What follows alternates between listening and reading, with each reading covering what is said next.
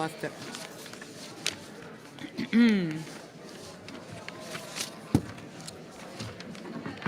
One more time. Welcome to the South Brunswick Board of Education meeting. Today is March 21st, 2024. Please stand to salute the flag. Have a minute. I pledge Allegiance to the flag of the United States of America and to the republic for which it stands, one nation, under God, indivisible, with liberty and justice for all. And I think I'm missing something here, guys. Hold on. I think I'm missing. Sorry. Yeah, here it is. Sorry.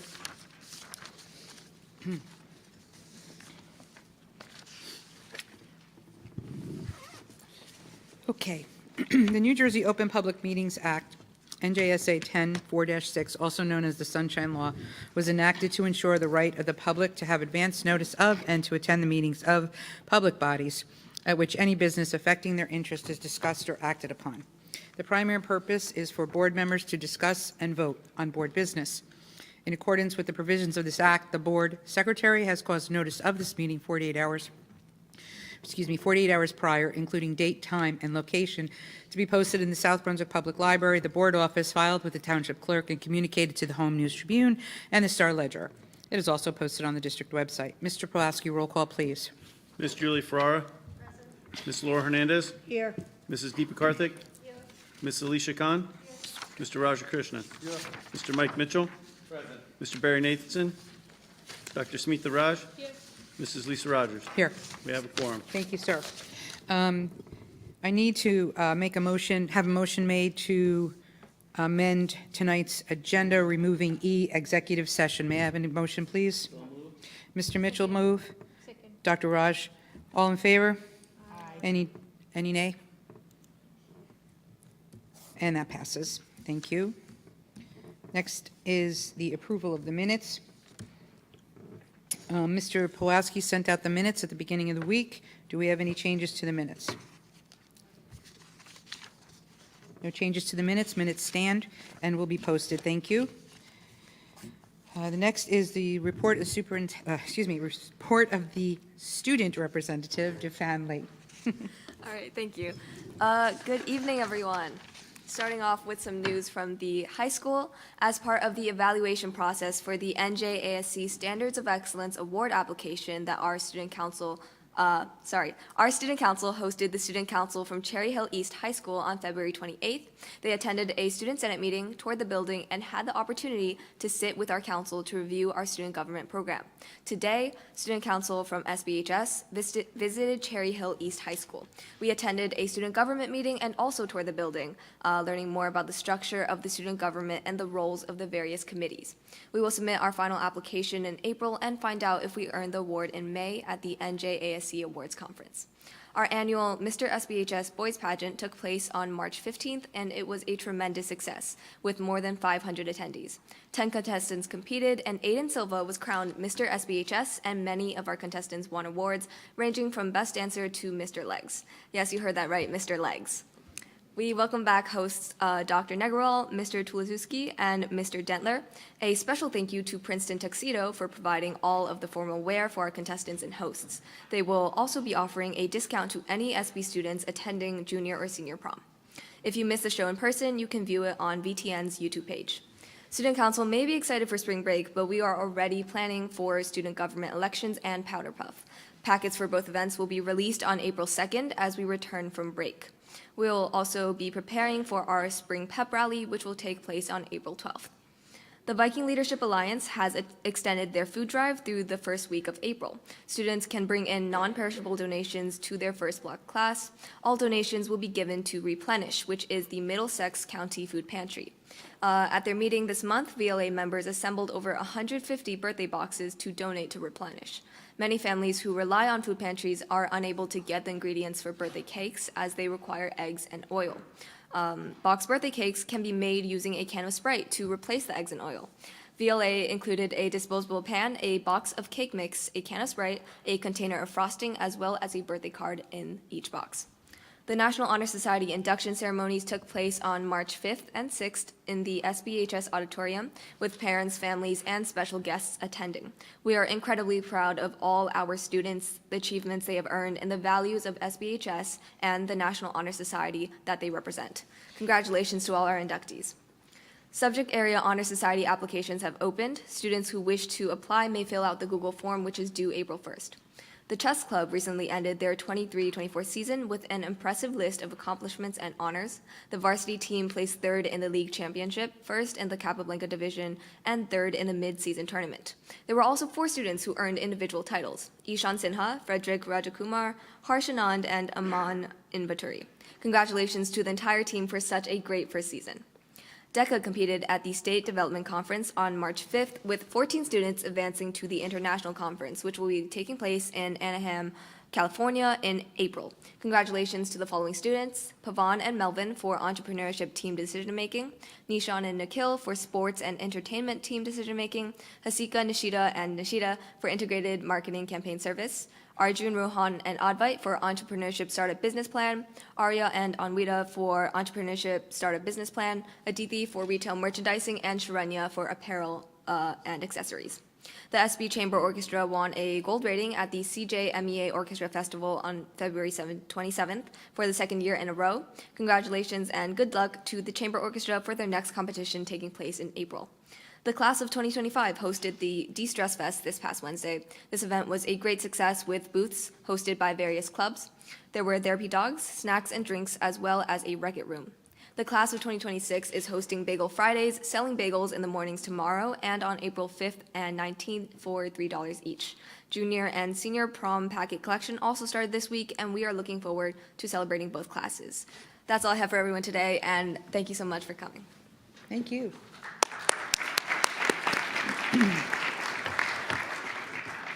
All right.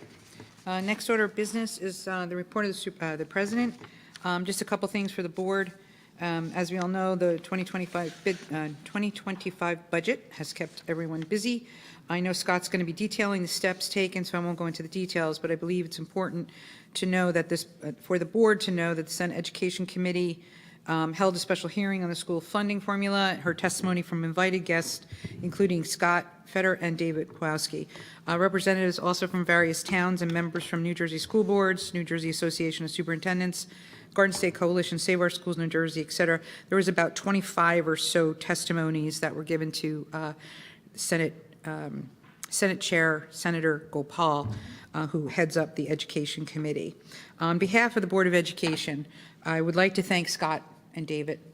I would also like to thank Peter, Varela, Mark Lifland, and our students, and forgive me if I mispronounce your name, Janmanchi, Ishan Sinha, Austin Locke, and all the others for their efforts and their testimony. I also want to congratulate the parents of those children that came to testify. They were outstanding. So as parents, you should all be very, very proud, as well as their teachers. Also, I know that all members on the board have received Scott's video to the Senate budget. It's also up on the web. If anybody is interested in seeing it, you will see it on the district website. It's all also with Scott's Q&A sessions that were held over the last 2 weeks, so I invite everyone to review those. For the board, after the meeting, you all will be receiving via email a copy of an application that I submitted with support from Rafael Morales and Mr. Fetter for the New Jersey School Boards Association Innovations in Special Education Award. As you are aware, each year, New Jersey School Boards highlights districts that have exemplary programs and services that are focused on students with special needs. And the application that was submitted was for the South Brunswick School District Transition Training Center. The winners will be acknowledged in a video presentation during Special Ed Week in New Jersey, May 12th to the 18th, and also by the New Jersey Department of Education's Special Education Advisory Council at their meeting in June. And we do hope that the South Brunswick School District Transition Training Center will be one of the winners, so keep your fingers crossed. There was a public comment made last week around access to Senator Gopal's discussion with Middlesex County School Boards. I did check with our New Jersey School Boards representative, And unfortunately, the county meetings, that she has advised, that county meetings are considered member services and are not necessarily open to the public. Any recording is a courtesy to the members, New Jersey School Board members, and is not shareable. Also, the speakers are advised at the beginning of each meeting that it is for school board members only. And finally, all members, you have received an update from New Jersey School Boards. There are a number of bills moving through legislature, which you might want to become familiar with. They all can be viewed also for the public. You can view them all at the New Jersey Legislature site.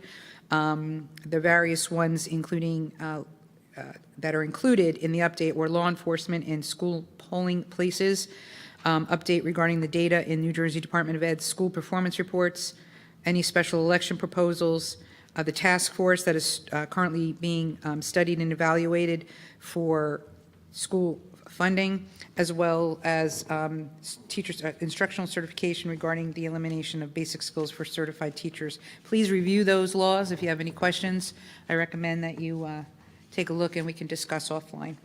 That's all I have. Any questions? All right, moving on, report of the superintendent, Mr. Fetter. All right. Welcome, everyone. Did you guys get a chance to get some chocolate? Did you guys see the chocolate outside?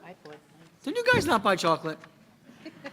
So you heard Mrs. Rogers talk about a award that we submitted to the school boards for our 18 to 21-year-old program, how we support our students after they routinely, students graduate around 18 years old. We still keep students till 21 in certain cases. We have some of those students who are outside right now selling chocolate. So if you want, I'll take a break. We'll go buy some chocolate? No. We'll get this started. A lot of you guys here tonight. So congratulations to our merit scholars. Congratulations to our students for the winter athletes. This is one of our fun nights. Not having a lot of fun right now. If you're paying attention, all we're doing these days is trying to figure out how to protect this district from a $6 million shortfall. That's what we're looking at, $6 million. Parents in the audience, who has children younger than seniors? That means you have siblings of those guys in the back there. Raise them high, younger than seniors. That means anything up to 11th, yeah? Okay. We're cutting over $6 million out of the budget. Now, I keep saying this out loud over and over and over and over again, and for some reason, I don't know why this community does not seem to engage with that information. $6 million in one school year. That's a lot of money. It's going to have a changing impact of what this district looks like. I'm doing presentations. Last night, I came out, prepared for a presentation. 10 people out of 8,000 came.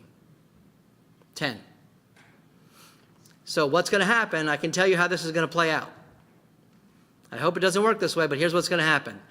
We're going to cut things you want for your children. And once we cut them, then you're going to come out, and then what's going to happen is I'm going to hear, why didn't you tell us? And that is unfortunately going to fall on deaf ears. We are sending you information. We've recorded the meetings. Watch the meetings. Please watch the meetings. I know we have seniors here who are like, I'm out. This is really, really problematic. I've been talking about this for 5 straight years, cutting out of this budget for 5 straight years. We're going to be cutting $6 million next year. That is a ton. Just do the math of what you think that looks like. If your kids are in music, if they're in sports, if they're in clubs, if they take AP classes, you're going to pay more next year. How ridiculous is that? To have to charge parents for school. But if we don't charge, we don't do it. That's where we are. Are we going to cut things like music, marching band, football, gifted and talented? I don't know yet. But what I do know is no matter how many times I say this, nobody seems to want to listen. So please, I know you didn't come here for the budget presentation, but I'm doing one. I could sneak it in on you guys and do it before we do these other things, but I won't do that. If you'd like to stay after, It's about a half an hour. You can ask questions. And all we want to do, really, is inform you. The whole purpose of why we do this is to inform you and to protect this district from what the state has been doing for 6 years. So that's my plea. When we send this home to you, if you're not able to stay today, please watch what we send. It is important. The next time we're going to do this is going to be May 7th. On May 7th, we are going to be presenting exactly what no longer will exist in the district the following year. While we have hope that good things happen between now and May 7th, you can't plan with hope. We'll still hope. I'm just telling you, it's very surprising that years of these cuts and it doesn't seem to impact yet. You haven't seen the impact, maybe that's why, and I get that. But you're going to see the impact this time. I promise you're going to see the impact. I don't want to do that. No one on this table wants to do that. But you know, if you stay, you're going to see over the last 6 years, we're minus $30 million. I don't know about you, but I don't know how to cover $30 million. That's my plea. Anyone watching, please watch through the rest of the night. When we send home that information, please watch. Please, please, please watch. And then come back on May 7th, and we'll have all the information you need by then. But we're still working it through to protect everything that's possible to protect in the district. All right, little housekeeping.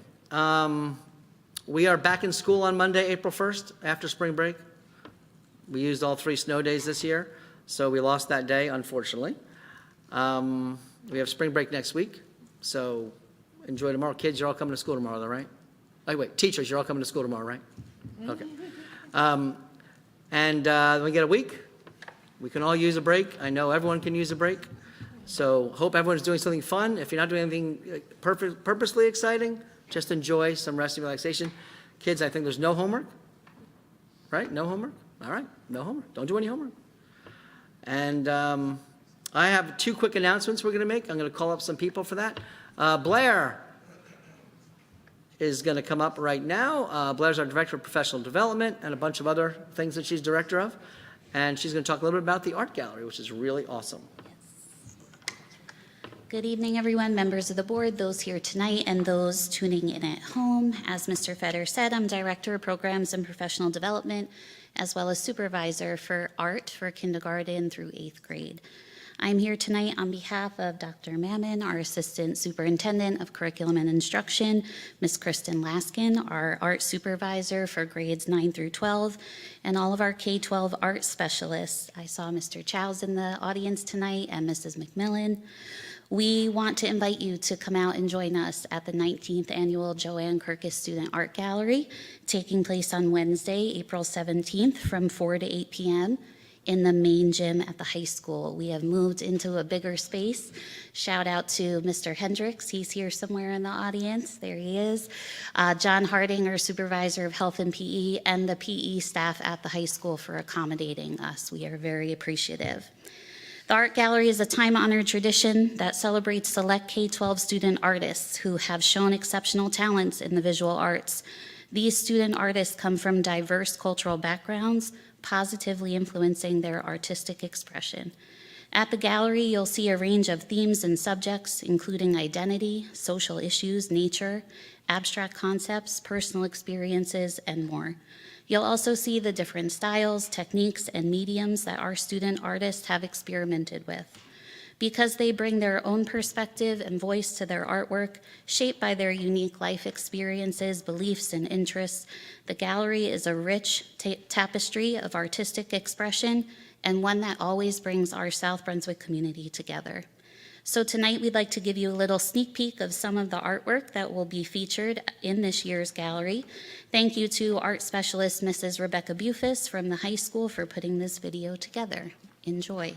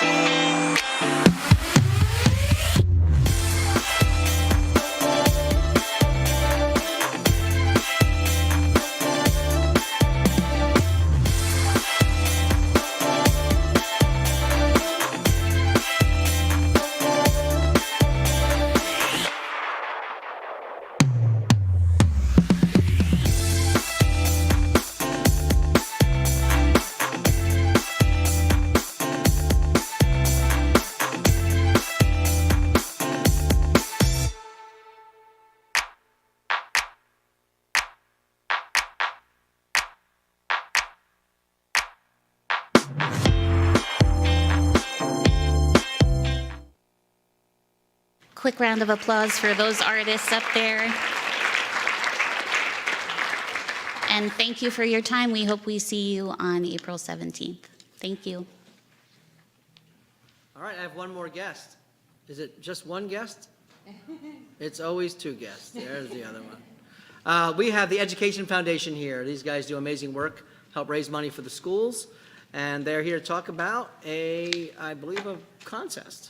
That is correct. All right, Mr. Abschutz and, nope, and there's Bobby Bender down there. All right. We promoted her to photographer tonight. Hi, I'm Marty Abschutz. I have the honor and privilege of being one of the founding members of the Education Foundation of South Brunswick, and currently I'm also the president. The board came up this year with an idea for our signature sporting event, athletic event, our Tour de South Brunswick, which will occur on Sunday, June 2nd this year. It's our bike ride. We have hundreds and hundreds of people participating with multiple distances. So we came up with the idea of getting a new way to identify what we are doing and to promote what we are doing. So we came up with a poster contest for students in 3rd through 5th grade, and it was a tremendous success. If we move on to the next slide, these are the names of all of the students that participated in grades 3 through 5. There were 74 students that participated, and I think each of them deserves a round of applause.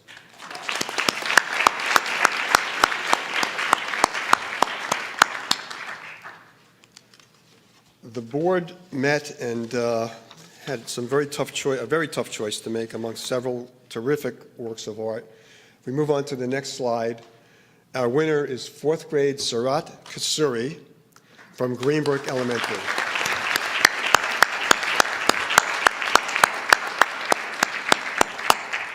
Now, I don't know if Sarat is here tonight.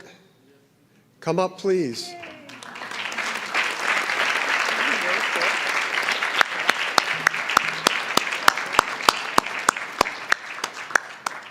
Congratulations. Thank you.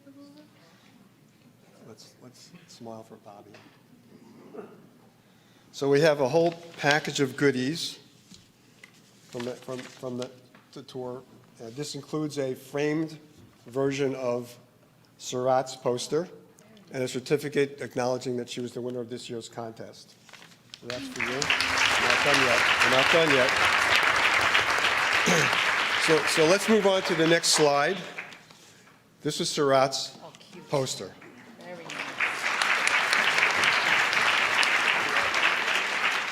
So we had a tough time, but it's easy to see this is a winning poster, no question about it. It has all the elements we required, the name, when the event occurs, the fact that we're the Education Foundation of South Brunswick Township, and of course our Beam of Light logo, which harkens back to a time probably about 20 years ago when the State Education Department called South Brunswick School District like a beam of light. So we've continued that theme. One more slide. On the last slide, we're showing you how one of the ways we're going to use this in all of our social media and on our website. It has all the elements, the 3 different routes that we have, where our rest stop is for the longer route, the date, the fact that it's our 12th annual, and of course, our logo for the Education Foundation Tour de South Brunswick 2024. We hope to see you all there. But I know that the thing that Sarat has been waiting for is the $25 Target gift card that she won as a result of being the winner.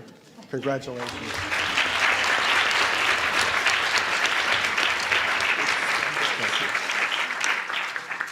Thank you again to the members of the board and to all of our members of the audience tonight and participate in our events. We appreciate it.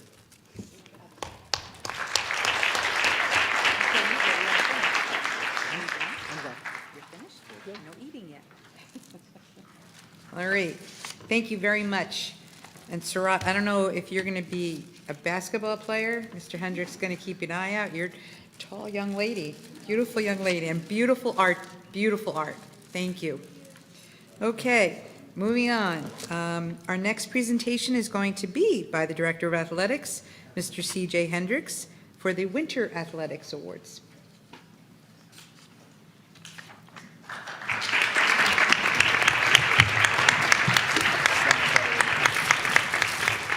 Good evening, everyone, and thank you so much to the board and for this opportunity to share some really exciting news about our student athletes at South Brunswick High School, as well as present our winter sport athlete highlight video. So first, congratulations to all the merit winners today and their families. Just an amazing accomplishment.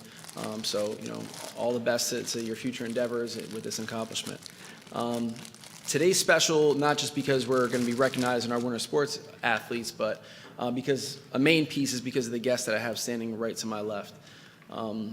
Early on in the year, I talked about how our Greater Middlesex Conference, which is the conference that we participate in, awards one male and one female sportsmanship award recipient every year. And we have decided as the South Brunswick School District to recognize our student athletes for their sportsmanship. So in the fall, we recognized them and brought them up for the fall sports awards. And now I would like to ask President Rogers to come up and help us present our winner athletes. I'm going to name some of the student athletes who are not able to attend tonight and read some testimonials from their coaches about their level of sportsmanship that they've shown exemplified. First, Miss Priya Moody, cheerleading. Priya is the epitome of what it means to be a South Brunswick student athlete. She's incredibly hardworking, dedicated, and does it all with a smile. She's an athlete who her teammates and coaches can depend on no matter what. Miss Priya Moody.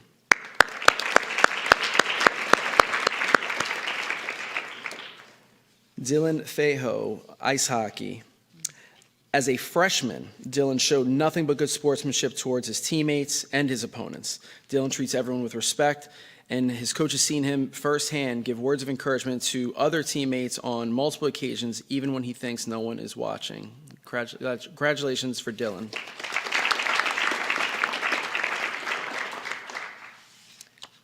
Veda Kaluru, girls bowling. Veda is a wonderful young lady who is friendly, kind, and caring. She is extremely supportive of her teammates, always going out of her way to help encourage them. Round of applause for Veda. Anna Rozansky from girls swimming, a top female swimmer on the team, a great cheerleader for all of her teammates. She exemplifies great school spirit and is an awesome teammate to have on your squad. Anna, great job.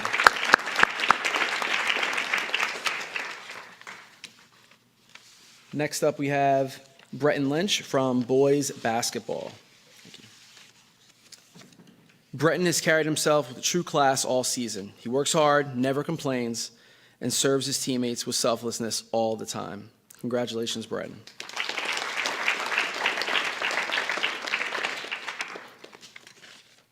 And now on to our student athletes who are in attendance today. I'd like to start with national dance team finalist, Miss Andre Campagna.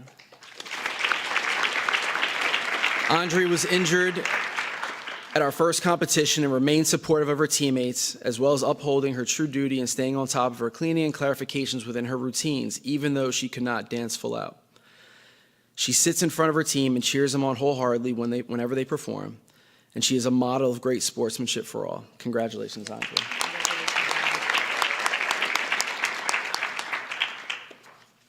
Next up is Sujay Jasti from boys bowling. Sujay is genuinely supportive with all of his teammates and continues to be a positive role model for all, whether he is bowling or watching his peers compete. He is a true epitome of what it means to be a Viking. Congratulations. Joshua De Jesus, boys swimming. Always enjoys seeing others succeed as much as he does in the pool. He is a great role model to every team member, and we are proud to have him on our squad. Congratulations, Josh.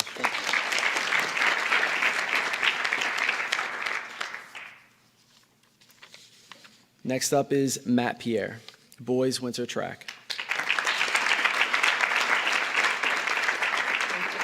Matt is a dedicated hard worker that leads by example on a daily basis at practice. He is always supportive of his teammates and is a key member of our shot put group who did exceptionally well this winter season. He worked through a slow start in the season, but finished one of our top scorers, and I can personally vouch that his growth as a young man has been just an absolute amazement to watch over the last years that you've been through 6th grade to 12. So thank you, Matt.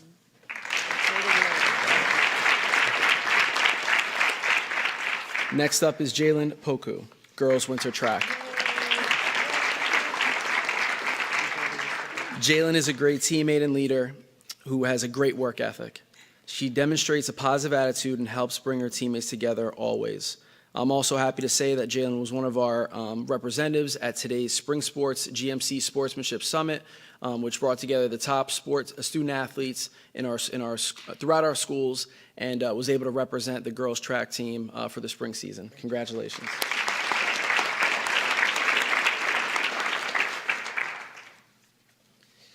Next up is Umahani Tafafarosh, girls wrestling. As a first-year wrestler, Umahani just wanted to compete. Win or lose, she came off the mat with a smile on her face and was always happy to be out there on the mat. She was a great teammate and inspiration for the girls in our program. Congratulations, Umahani.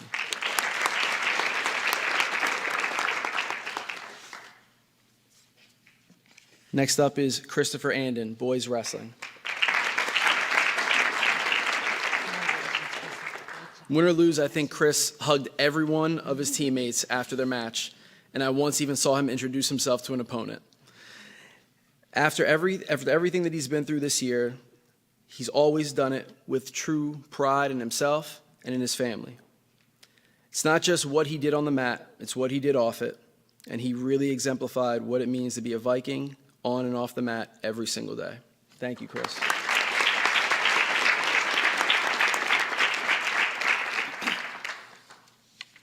And finally, Trisha Reddy, girls basketball.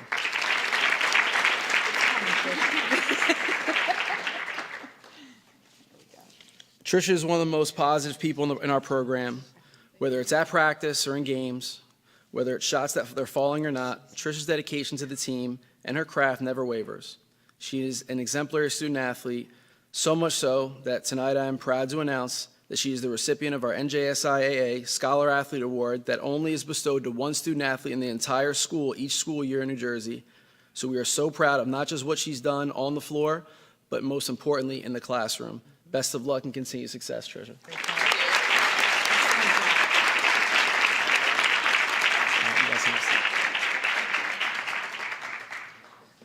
So these student athletes are just a small sample of the great things that we put out in our program. Obviously there's a lot of discussion of what our program looks like moving forward, but this is why we do what we do. This is why we commit so much. There's the reason why Mr. Fetter, Mark Liflin, and so many people are joining together to make a difference and show people why South Brunswick is such an amazing place and why it deserves so much more than what we're getting. These student athletes do everything the right way. Most importantly, they do it when nobody's watching. They do things in the community that are exceptional, and again, they are exactly what we want out of any of our student athletes. It's not the trophies that we win or the banners that we hang up, it's the legacy that students like these leave behind so that the next generation of students, athletes that come up have something to look for and achieve and strive for. So I'm very thankful for them and all of our student athletes throughout the winter season. As you'll see in the highlight video that we're going to show momentarily, a lot of changes, a lot of new coaches, a lot of new faces, but the same Viking energy all the time. Before we get to the video, I want to congratulate just one more person, a special person within our athletic program. If you haven't been to South Brunswick High School, look forward because there's a really special person there that we were able to acknowledge today. His name is Mr. Darius Gilliam. He was our student staff.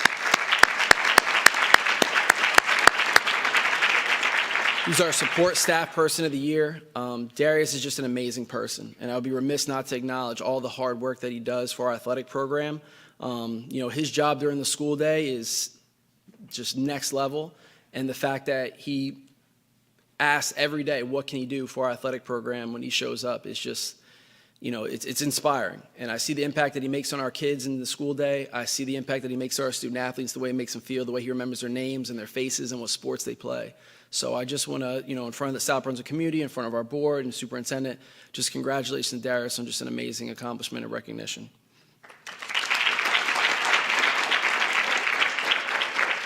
And without further ado, we're going to premiere our winter highlight video. What's up, Viking Nation? This is Mr. Hendricks, and I'm here to talk to you about our winter sports season. Now this year, we had a lot of new faces show up on the scene, a couple coaching changes, but all the same energy that we usually see within our Vikings. We're so proud of our student athletes and all that they do inside and outside the classroom, and we're excited to see all the great things they did this past season. Now check out our winter highlight video.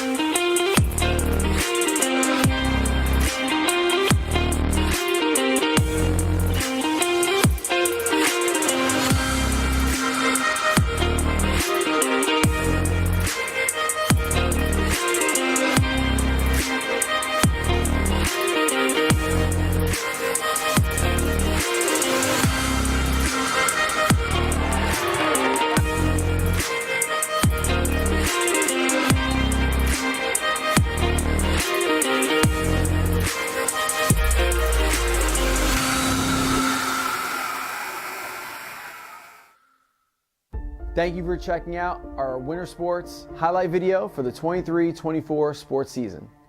This year, our Vikings, as you can see, did a great job in representing South Brunswick High School and continue that Viking pride in everything that they do. We're excited to move on to our spring sports season and see all of the great things that our Vikings do inside the classroom, out on the playing field, and in the community. Go Vikings!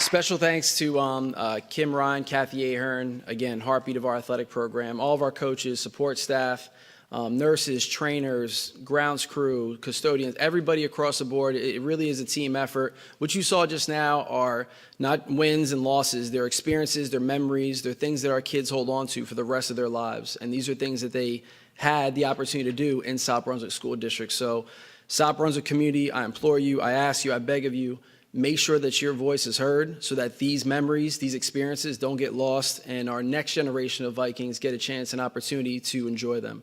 So thank you so much for your time tonight. I'll pass it back over to President Rogers. Thank you so much. I just want to take a minute to thank Mr. Hendricks. Between the scholarship awards and the art awards and these awards, I just so look forward to seeing this stuff. And I know the board too.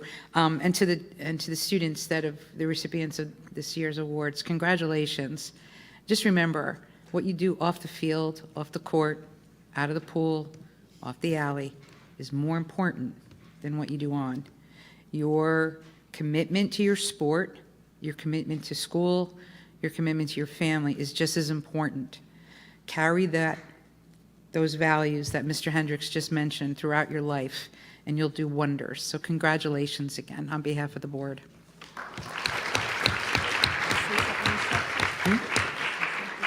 No, we just go on. Next, we have the National Merit Commended Student Scholars and Honored Educators presented by Peter Varela.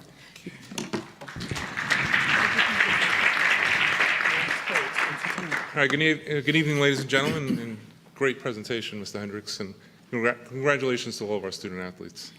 Tonight, we have the third opportunity to honor students for their stellar performance on the PSAT, which is also the qualifying test for the National Merit Scholarship Program. Being recognized by the National Merit Organization is truly one of the most prestigious honors for high school students each year. Now, to refresh our collective memories, I'd like to provide you with a little background about these honors. Every year, the National Merit Scholarship Corporation recognizes the 50,000 members of each graduating class with the highest scores on the PSAT as either semifinalists or commended students. Tonight, we are honoring the second half of our 61 commended students. Keeping with our practice, we invited our students to honor educators who have made a significant impact on their lives. Each student was asked to write a short personal note thanking a faculty member. Tonight, each teacher will receive a framed letter. In addition, all honorees will receive a certificate of accomplishment from Board of Ed President Ms. Lisa Rogers and the Board of Education. At this time, Mrs. Rogers, please join me. Before I begin, I would like to thank high school art teacher Norman Chow, who's in the audience today, for selecting a piece of artwork that Sarah Cower, grade 10 art student, created for us. I'd also like to thank Ms. Ramona Baker and Mrs. Marianne Murphy for their assistance tonight. So at this time, can I ask the first row to please stand and form along the wall? As we start our program, I thought I'd share some of the colleges and universities that our commended students apply to for admission, as well as some of the schools they've been accepted so far.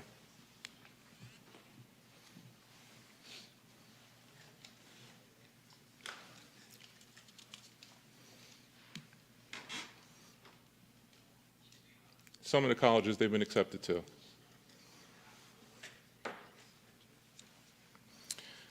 All right, I'd like to start our program tonight by calling Anushka Oberel.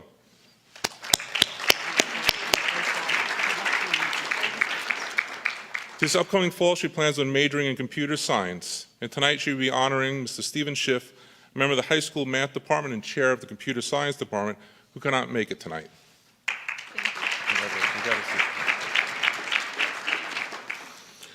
Our next honoree is Aditya Balas.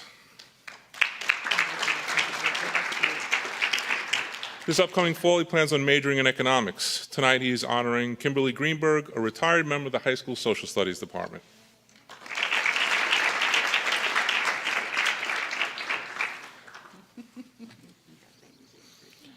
Our next honoree is Ved Lakshmi Narayanan.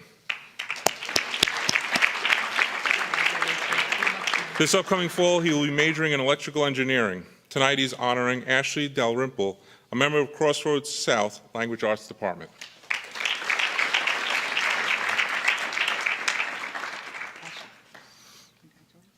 Our next honoree is Sinai Mana. This upcoming fall, he plans on majoring in chemical engineering. Tonight, he's honoring Kim Verbronick, a member of the high school math department.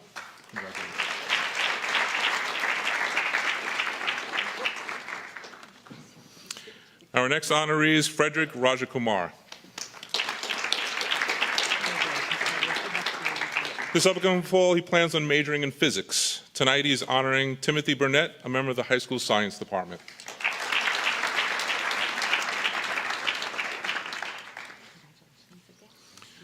Our next honoree is Anunitha Rajakumarasan. This upcoming fall, she will be majoring in biotechnology, and tonight she's honoring Ms. Allison Miller, a member of the high school science department.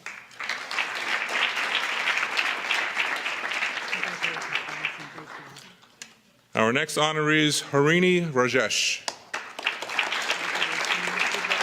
This upcoming fall, she will be majoring in environmental science, and tonight she's honoring Dr. Roberto DeBarry, a member of the high school science department.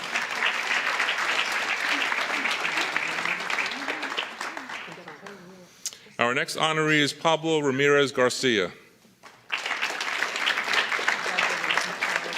This upcoming fall, he will be majoring in biochemistry. Tonight, he's honoring James Angelis, a retired teacher from Cambridge School who Pablo had in the 5th grade.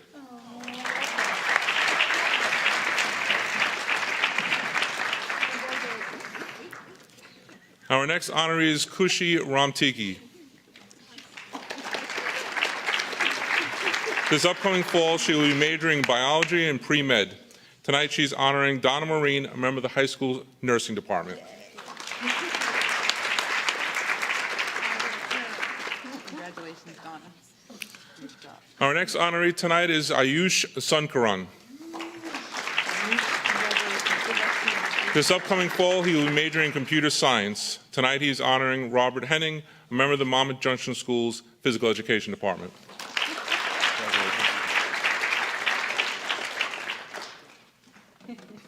Is Vignesh here? Not yet. Okay. So our next honoree could not be with us tonight, but I'd like to honor him. Vignesh Saravanakumar.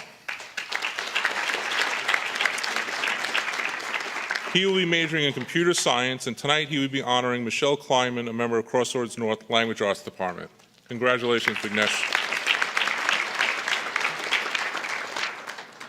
Our next honoree is Andrew Shees.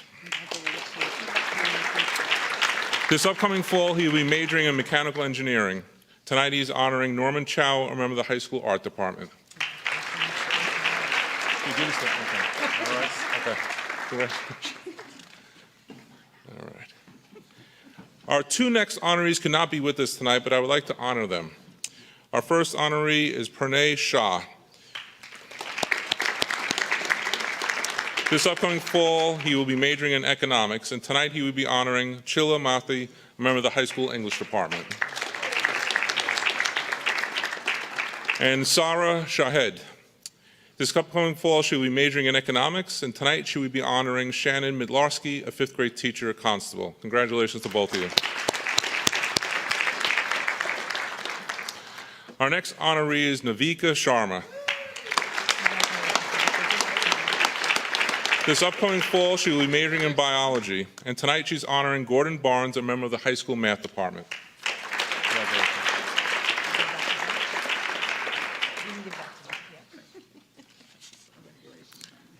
Our next honoree is Shaunik Sharma. This upcoming fall, he will be majoring in environmental engineering. Tonight, he'd be honoring Stephanie Marchetti, a member of the high school English department who could not be with us tonight. Congratulations. You can give that to her. Our next honoree is Amar Sheth. This upcoming fall, he will be majoring in computer science. Tonight, he will be honoring Andre Hala, a member of the high school English department who could not be with us tonight.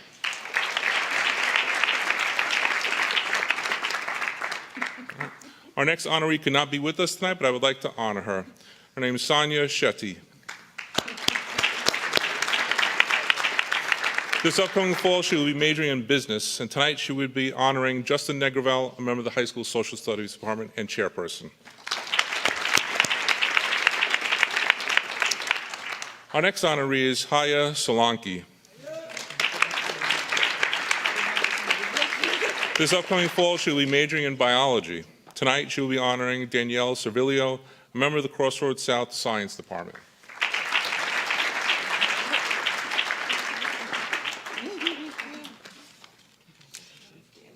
Our next honoree is Arnav Shrivastava. This upcoming fall, he will be majoring in computer science, and tonight he is honoring Peter Honig, a member of the high school English department.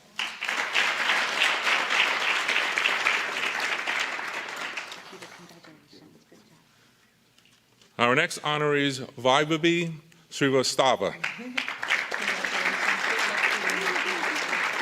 This upcoming fall, she will be majoring in computer science. And tonight, she would be honoring Ms. Beth McGinley, a retired member of the high school social studies department who could not be with us tonight.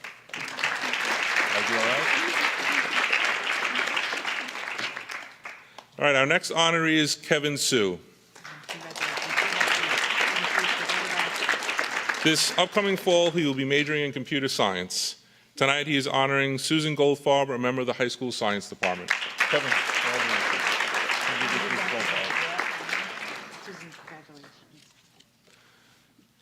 Our next honoree is Advitaya Suri. This upcoming fall, he will be majoring in computer science. Tonight, he will be honoring Donald Struess, a member of Crossroads South Music Department.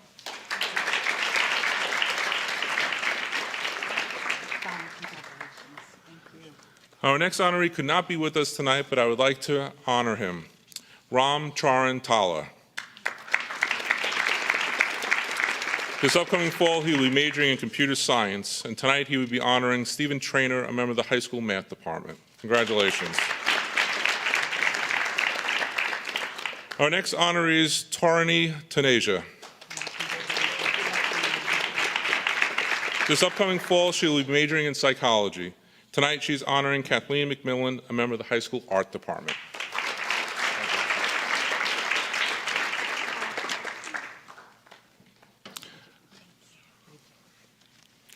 Our next honoree is Divya Tasay. This upcoming fall, she will be majoring in biological sciences. Tonight, she's honoring Marisol Ciccone, a member of the high school English department.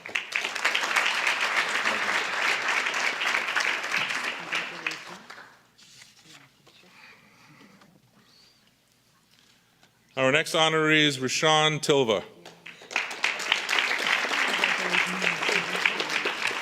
This upcoming fall, he will be majoring in engineering. And tonight, he is honoring Karina Alonso, a member of the high school world language department.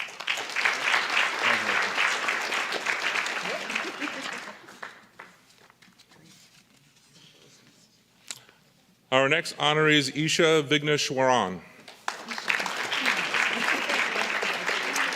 This upcoming fall, she will be majoring in electrical and computer engineering. Tonight, she's honoring Kyle Brancato, a member of the high school English department.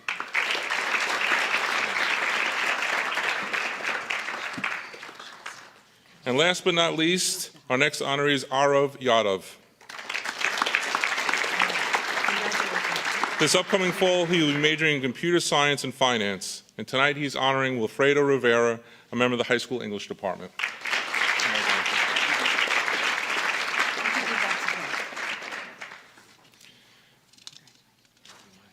To conclude my presentation, I would like to now share with you a few quotations directly from the letters that were written to our staff, though I wish I could share all of them with you.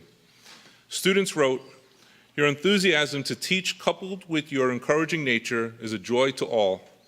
Your impact on students is far-reaching and has paved the path for their future success. I discovered not only a mentor, but a friend for life. So thank you for unwavering confidence in my ability to do anything. I wouldn't have made it where I am without you. Thank you for having such a lasting impact on my high school journey. Your kindness and unwavering support have been my anchor, and your caring heart made all the difference. As time progresses, I will cherish the unforgettable lessons that I have acquired and apply them to real-life situations that I will encounter. Thank you for putting a smile on my face. You inspired all of us to be the best versions of ourselves and encouraged us in the spot we shined at. Your positive comments and cheery attitude always made my day better. And finally, your dedication to letting students express themselves in education and your unwavering encouragement has shaped me profoundly. The time I spent in your class has helped mold me into what I am today. Faculty, our students are proud to call you their teachers and mentors, and know that you make a difference each and every day. Another group that makes a difference is our parent group. I would like to honor our students' parents tonight for their hard work and support. Here are slides recognizing all of them, and as I share the slides, parents, will you please stand and be recognized?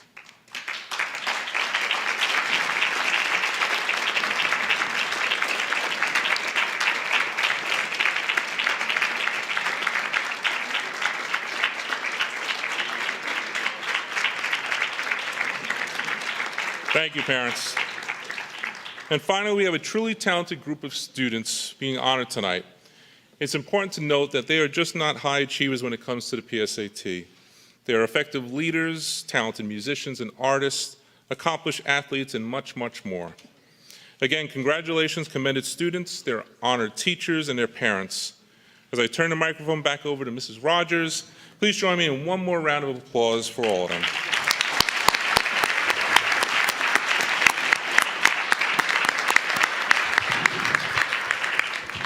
Thank you, Mr. Varela. I'd also like to take an opportunity on behalf of the Board of Education to congratulate all the student scholars this evening, as well as the educators. To the students, good luck to you as you venture into the next 4 years and beyond. Remember, always be a Viking. And also to the educators, not only do you inspire these students, but your inspiration carries forth to every student here, as well as those I know that have graduated.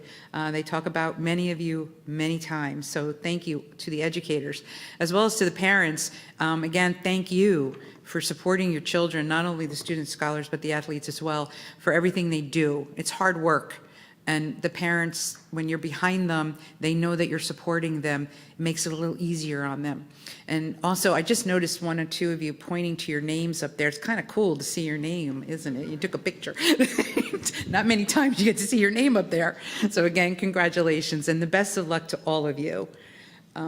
I know that it's getting late for the seniors. It's 8 o'clock. If you'd like to stay, we'd more than welcome you to stay, especially the parents. To Mr. Fetter's point, it's important to understand what we're facing over the next couple this year as well as beyond. But we'll take about 5 minutes. If those of you want to depart, you can. We know you have one more day to go before you get to take a little break. But please take 5 minutes. Go ahead and depart if you'd like to, or you're more than welcome to stay.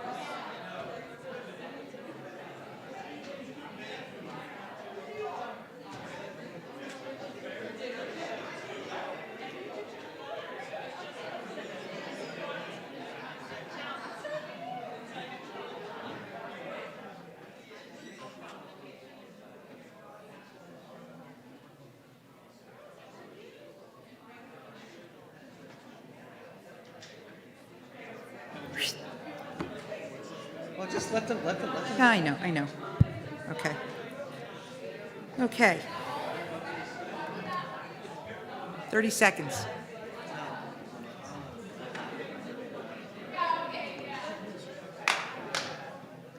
Okay, we're going to continue. Next on the budget, next on the agenda is the presentation by Mr. Fetter, the superintendent, as well as Mr. Pulowski, the business administrator, to give us an update on the 2024-2025 tentative school district budget. Tentative. Thank Thank you. All right, board members, I gave you an email already, so you already know what tonight is. This is called a Fugazi budget. This is just a pretend budget until May 7th. This is a perfunctory process that we must do so this man can hit submit on a state form. That's what tonight is. So you're not getting the full-blown thing today. You've all either received or attended meetings, or you'll be receiving the other meetings, but I'm going to go through some highlights real quick. So I'm definitely not going to sit and explain this again, but bottom line is this is the information of the formula from the state that drives the continued reduction of state aid. The big number to look at is on the left-hand side, the equalized valuation. That number shows a growth, on paper value of the town, an increase of $2.7 billion over the course of 18-19 to 24-25. What that means simply is the formula is saying that this town is so wealthy, even though you're really no wealthier than you were in 2018-19, but warehouses were sold for a lot more money than they were bought for 30 years ago.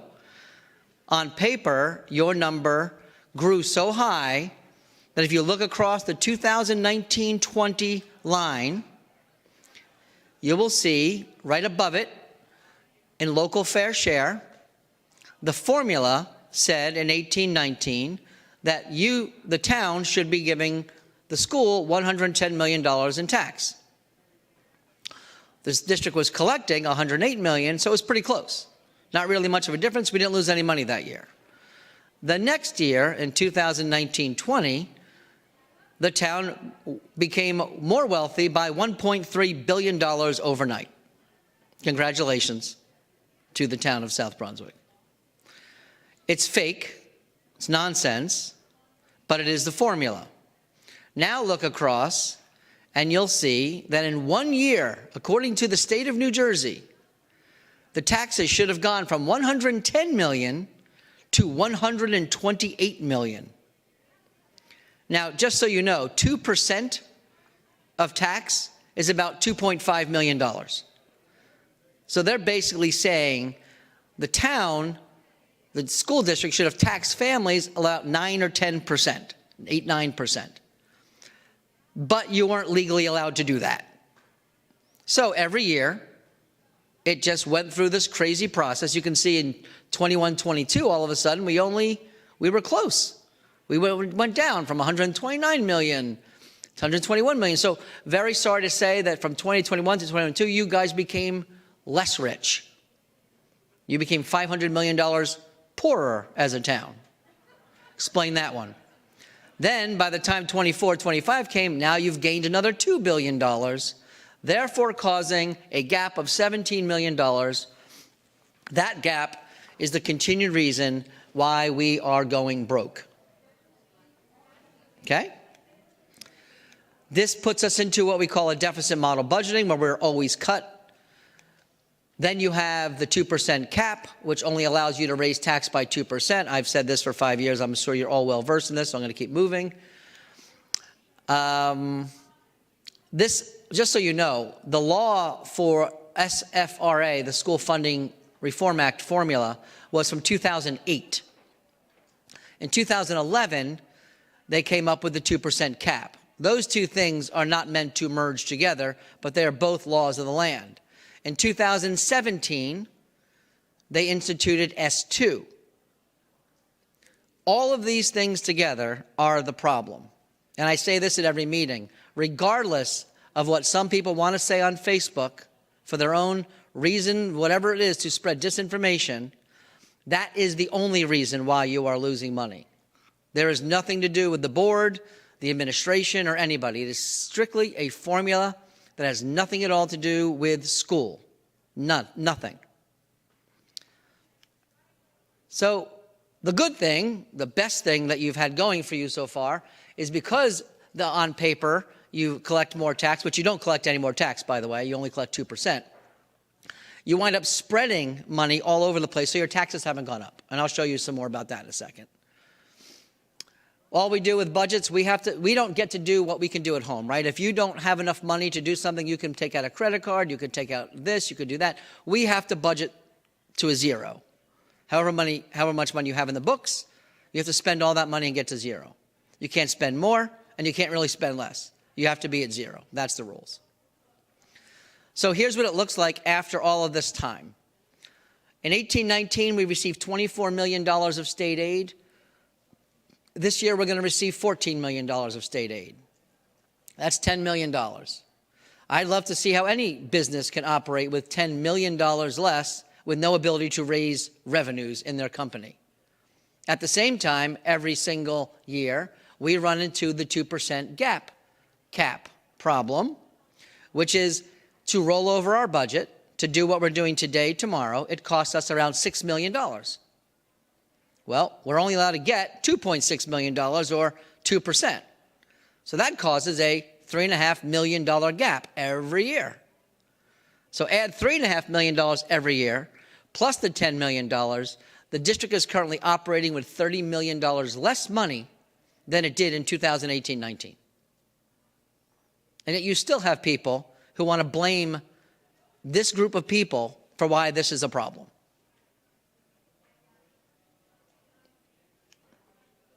Here's our numbers for next year. We're $1.4 million short in state aid. They cut it. The 2% cap gap is $3.4 million. Then there's a third part. Last year, the state gave us $2.8 million after they took $4 million from us. Aren't they very, very nice people? But they gave us 2.8. For next year, right now, they've only given us 1.4. When you subtract 2.8, which we're currently spending now, and we only have 1.4 of that 2.8, that is another gap. That's what I refer to as why we kick the can. When you add all of that up, we are in the process right now, pretty much spending 8, 10, 12 hours a day on how we're going to cut $6.2 million. That's what we're doing every day, the administration, every day. I think we were meetings this morning, David, until around 12, 1 o'clock on this much of a cut, because we are taking the time to make sure what we do is the least impactful. So here's what you're approving tonight, should you be so kind. A general fund of $152 million is the budget. Then there's other revenue funds, title monies from the federal governments and stuff like that. Then there's a debt service. That debt service is like a credit card payment. It's the interest you owe. It's not, or principal and interest you owe on a mortgage. It is not money we get to spend. It is just money you have to pay off because you borrowed it. Okay? You probably borrowed that money for things like building the annex, building Brooks Crossing. The annex is the high school. The high school itself, yes. The high school, the annex, Brooks Crossing, any large-scale big projects, you owe debt, period. Of the local tax levy, how much is collected in tax of that total $171 million is only $130 million. $41 million doesn't come from South Brunswick. And the debt service fund of $5.7 million also is not money that we get to choose or spend. That's the debt. So when you built those things, you knew you were taking on debt. But I'm going to show you a little bit more about that shortly. These numbers already reflect cutting $6 million out. That's the situation we're in. So here's what we do. We prioritize. We take away the things we can. I'm going to show you where the revenue increases we expect to be coming. They're not pretty. We look to optimize our situation, our staffing. The good news, we have enrollment reductions. That allows us to make reductions without hurting anything. Now, not $6 million worth of enrollment reductions, but some. So those are the first things. Those are kind of the low-hanging fruit ones. The sad part is people. It's our great people in the district that we lose. What we're trying to do with all this is avoid the really, really hard decisions. The really, really hard decisions are eliminating big-time things. AP courses, gifted and talented programs, sports, clubs, and just jacking up class size. So when we prioritize, and so far at all the meetings we've had, everyone's had the same priorities. Last year and this year so far, all the priorities have been the same. Watch those 4 things the best you can. Try and stay away from those 4 things. So we're working on it. We won't be able to stay away from those 4 things, that I could tell you, but we're going to try. But we won't succeed. Not $6 million. So here's what we do. We are going to do things like we go out for new food service. Maybe another company will make it so it's better food for our kids and give us more money. We don't know. We're going to try. We're looking at advertising. Where can we advertise? We're looking at various places to advertise. Wherever we think we can do it. Again, free money if we can do it. Doesn't take away from kids or program. We allocate different reserve accounts. Not that we have many left, but we look at how we can maximize that over the period of a 3 or 4 year period. We go to transportation. We try to get better transportation costs. That is transportation alone, while we've been getting cut millions of dollars, has gone up 35% since COVID. 35%. And we're allowed to go up 2%. It's a great plan. Revenue, I'm going to show you some of the revenue options we get. Just so you understand, most of the revenue options we get means we just take more money from parents. We don't have other access to revenue. We'll show you a few of the ways we do it, but in the end, it's really charging people more to do things for kids. Horrible. I told you about enrollment, and at the same time we're doing this, we have 1,700 new resident apartments and townhouses being built right now. They will yield somewhere between 8, 9, 1,000, up to maybe 1,200 students over the next 3 to 5 years. You don't get any more money for that, by the way. The time you see money for that, when the formula takes your average enrollment over 6 years. Everything else, they take year over year, 1 year at a time. So the one number that's going to crush you in about 3 years from now is going to be your enrollment. As much as it's helping you today, it's going to crush you later if nothing changes in the state.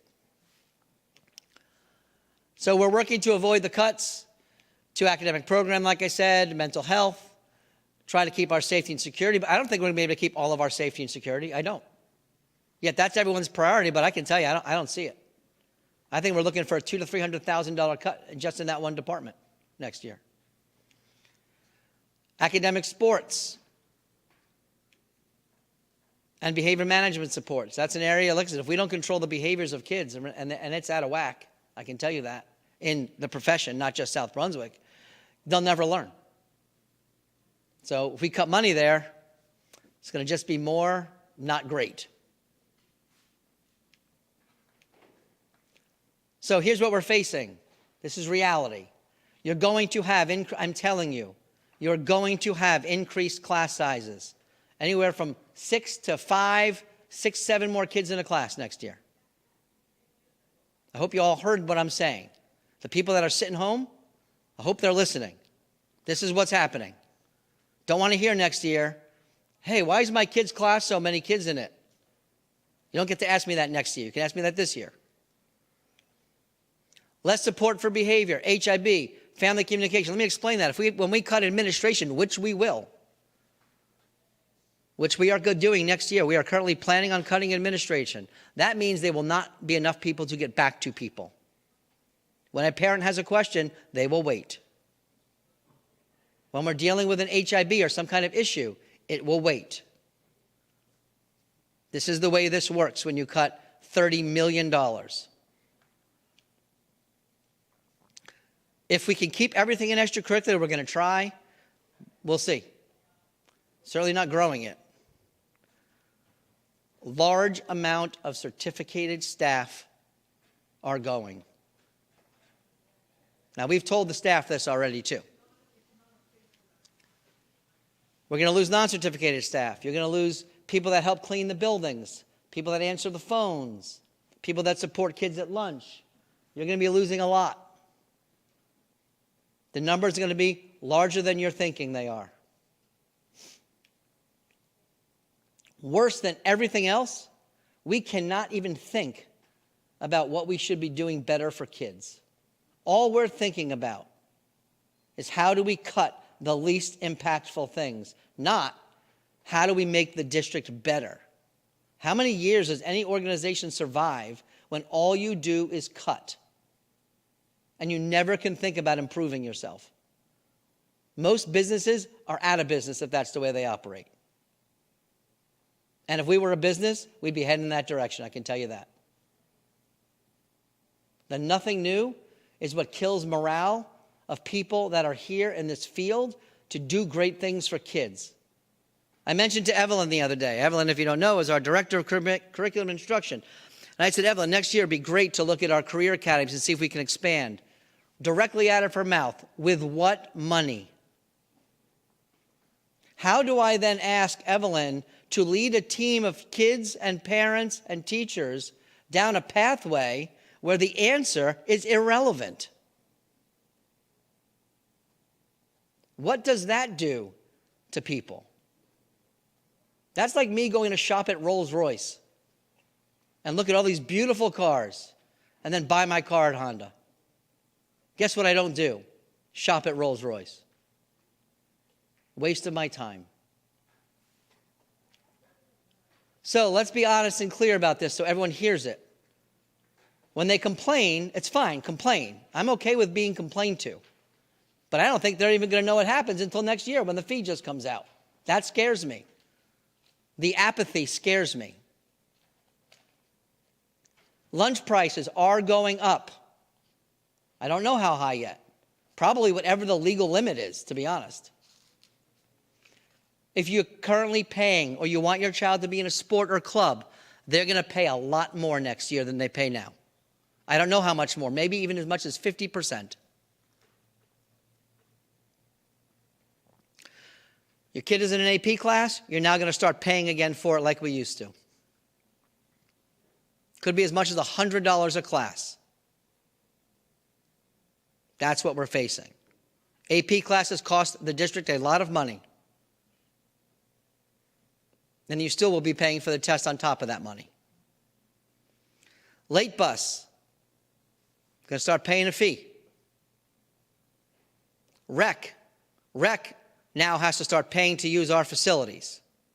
I'd imagine when they have to start paying us, they're going to charge parents more to join their programs. We already charge more to join our programs. Rec's going to have to charge more to charge their programs or not, or eat the fee. It doesn't matter, but this is the way it works. Kids who park on the school pay $35. That ain't going to be $35 again. That number might double. Subscription busing. People ask for that, we're going to provide it. We're still working on the fees and how that's going to work, but there will be some people that qualify for allowing to have a pay to have a bus who don't get a bus because of the legal limits. That up there, if you take a good look at that list, that's happening. There's no savior coming our way to stop that. That's happening. The cuts, that's happening. The program loss, it's happening. I think I might have to put a letter out to the community. We are cutting music, sports, clubs, and AP classes. We'll have a meeting tomorrow night. Maybe we'll get people to come out to listen and understand what's actually happening in their town. I don't know. Maybe not.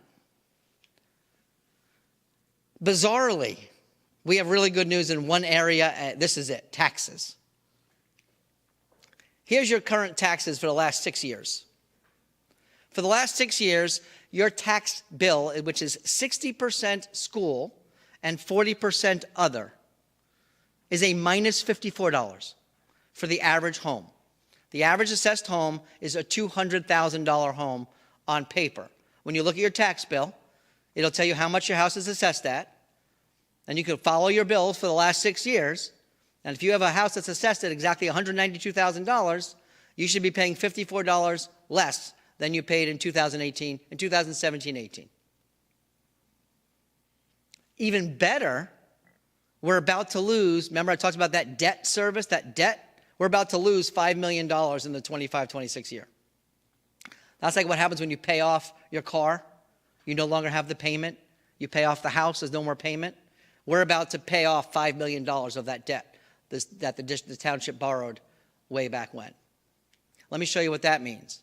When you have $5 million that comes off the tax, That means the average assessed home of $192,000, when that happens in the years 24 or 25 and 26, your assessed home will go down about $200. So, when we look at this year, right now there is a bill out in the legislation. That bill says, if this passes, which it is not a passed bill, it is not a law, it is a bill, if it comes to pass, it might give us flexibility in going above that 2%. But look at how small the impact is. If we went as high as 4.5%, which is worth over almost $6 million to us, the average priced home would only see a $77 increase. But who remembers what happens the next year? A $200 decrease, a net minus 130, plus the minus 54. So yes, we are lobbying. Yes, we are fighting to get that bill passed. No one likes increases in taxes, but you'll like a lot less when this district doesn't have the things that it is, and your property value goes down as a result, which it will. Now, here's how that works. If that bill passes, David and I will give exactly what the information is. We will put in the last column that says district impact, the exact kinds of things that are in there, and then I will make a recommendation to the board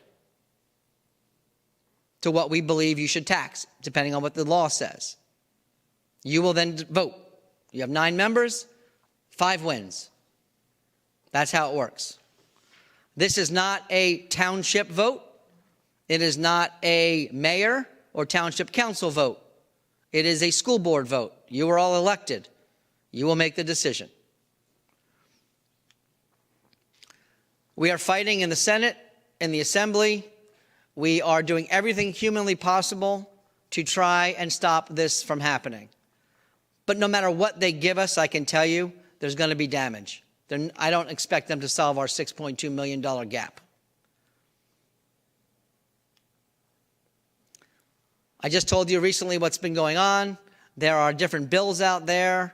I'm not going to get into what the bills are because the bills change overnight. When we have bills that are law, we will make that announcement. We are fighting for any bill that helps the school district. There are about another 50 school districts like us.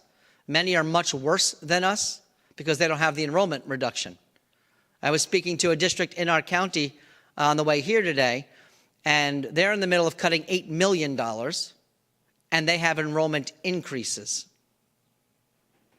Their damage is going to look a lot worse than our damage, because at least we can cut due to enrollment shortfalls. That's helpful. So tonight you have the tentative budget adoption. Again, remember what you're asking to be voted on tonight is a useless document.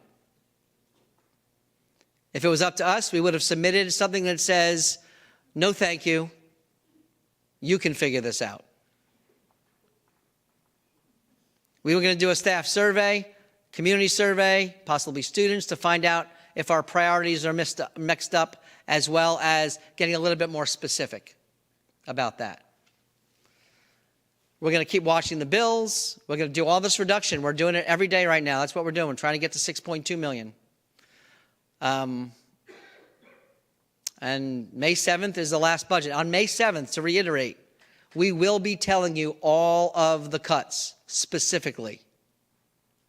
Specifically, you will know exactly what's no longer in the budget.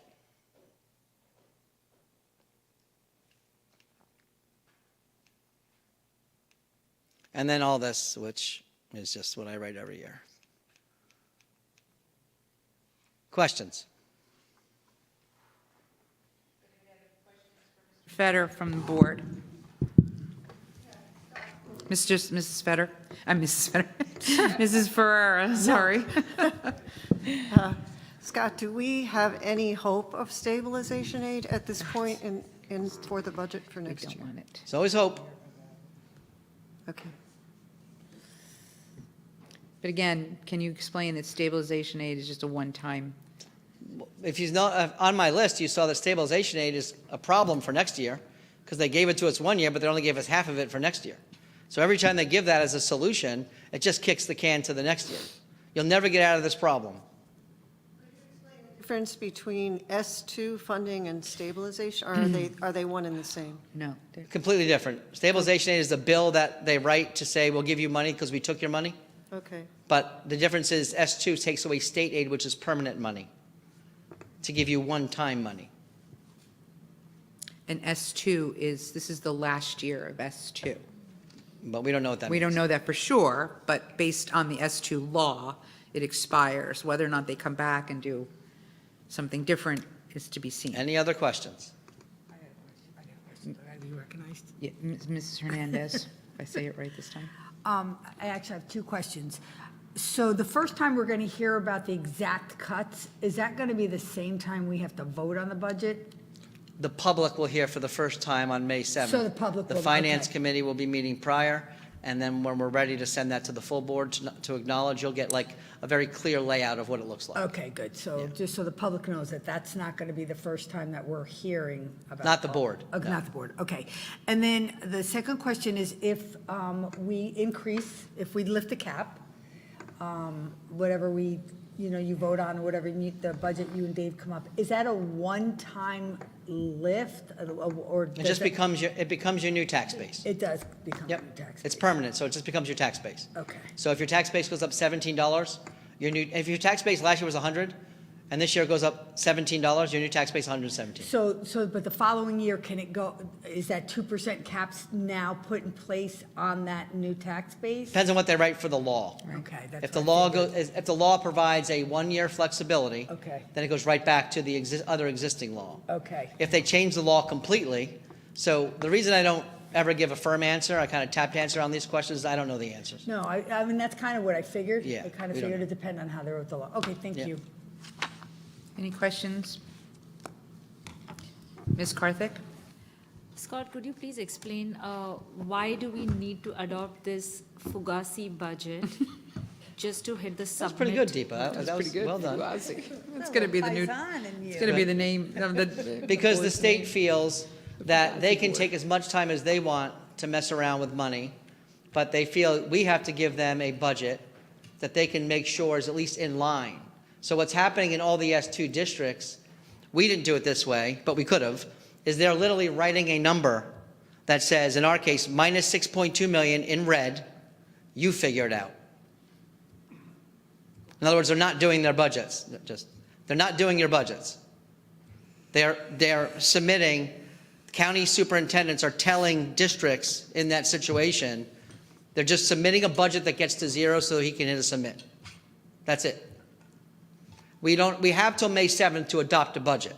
This budget never really matters, but usually it's in line with what you're going to be doing. This year, it is not in line with what you're going to be asked to do. Best I could tell you. It's a perfunctory task from the state. Mr. Krishna? Scott, you just said all S2 districts. So are there districts that are not S2? And what's the Sure, difference? 147 districts got cuts, 425 got $900 million. Why is that? Right. The formula. So last year and this year, the governor gave out $1.8 billion to about 425 districts and took away $270 million from 140 districts. To fund the 900. Well, it doesn't really fund the other I districts know, anyway. that's how I look at it. It's a formula. You saw what happens. In Long Branch, their shoreline keeps getting rebuilt. So the town looks like it's more wealthy. Go look in the seats in Long Branch and find me 10 kids that live in any of those houses. Yep. It has nothing to do with anything. It's fake money. They're using a formula that's broken. The good news is they have acknowledged this is a problem Finally. for the first time in 6 years. Yep. That's why there's things happening in the government that maybe something will change. Maybe. To Julie's question, hope something will change. But stabilization aid is not hope. Stabilization aid is a bunch of mumbo jumbo. It'll survive us this year and it'll kill you next year. That's all it does. So is the acknowledgement going to result in some changes? They're writing bills. They're writing various, to change laws, provide different things. The 2% cap is a current law. There's a bill that's out there. It's already passed through the Assembly, Senate, and Budget committees, through the Senate Ed Committee, that talks about flexibility in the 2% cap in certain situations. We are one of those situations. If that changes the law before May 7th, it happens afterwards, it's too late. We've already set the budget. So we're on a very tight timeline, and I will say to the legislators who've decided to now realize what's happening, they understand the timeline. They know the timeline. They're working with the governor's office. Things are happening, things are moving, and that's why you can have hope. But I can't plan the budget with hope. We'll plan the budget as minus 6.2 million, prioritize, and if there's more money comes in that allows us to do some things, we'll make some decisions at that point. But it has to happen now. There's not much time. Do you think the apparatus is working in the favor of achieving something before 7th of May? I believe that having hope, I'm going to use Julie's words again, is not unreasonable. Thank you. Any other questions? Mr. Mitchell, Ms. Dr. Raj, we good? I just have one. Can you put up the slide that shows the tax increases for a minute?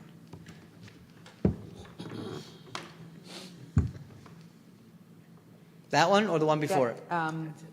That's good. So if I may ask for clarification, this increase that we're looking at is strictly on the school tax of a tax bill. Yep. Okay. What we're looking at here is the bottom number, the 4.50, I'm going to use as a hypothetical for my own edification.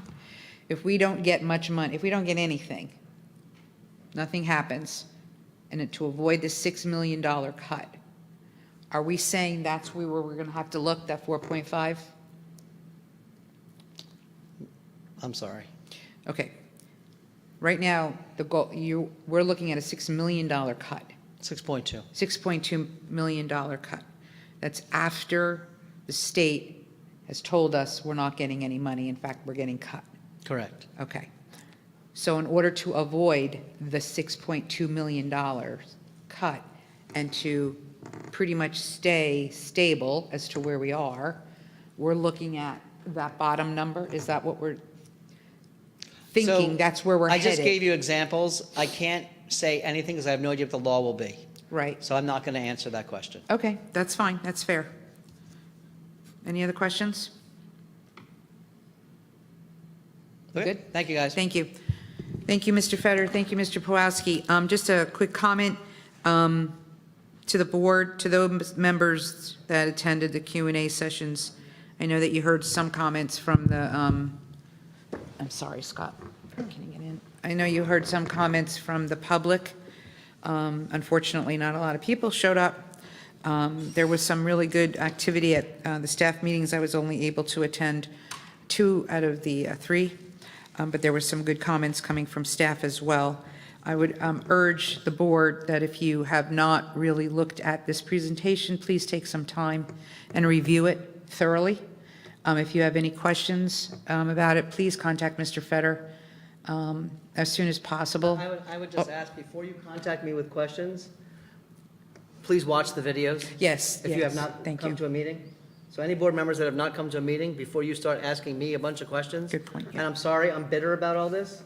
I'm killing myself for this district, and there's nobody here Yeah, for the 3rd time. well, there's some here.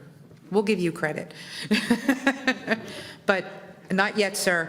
Sir, you have to wait for public comments. Okay, thank you, though. I will have you come down.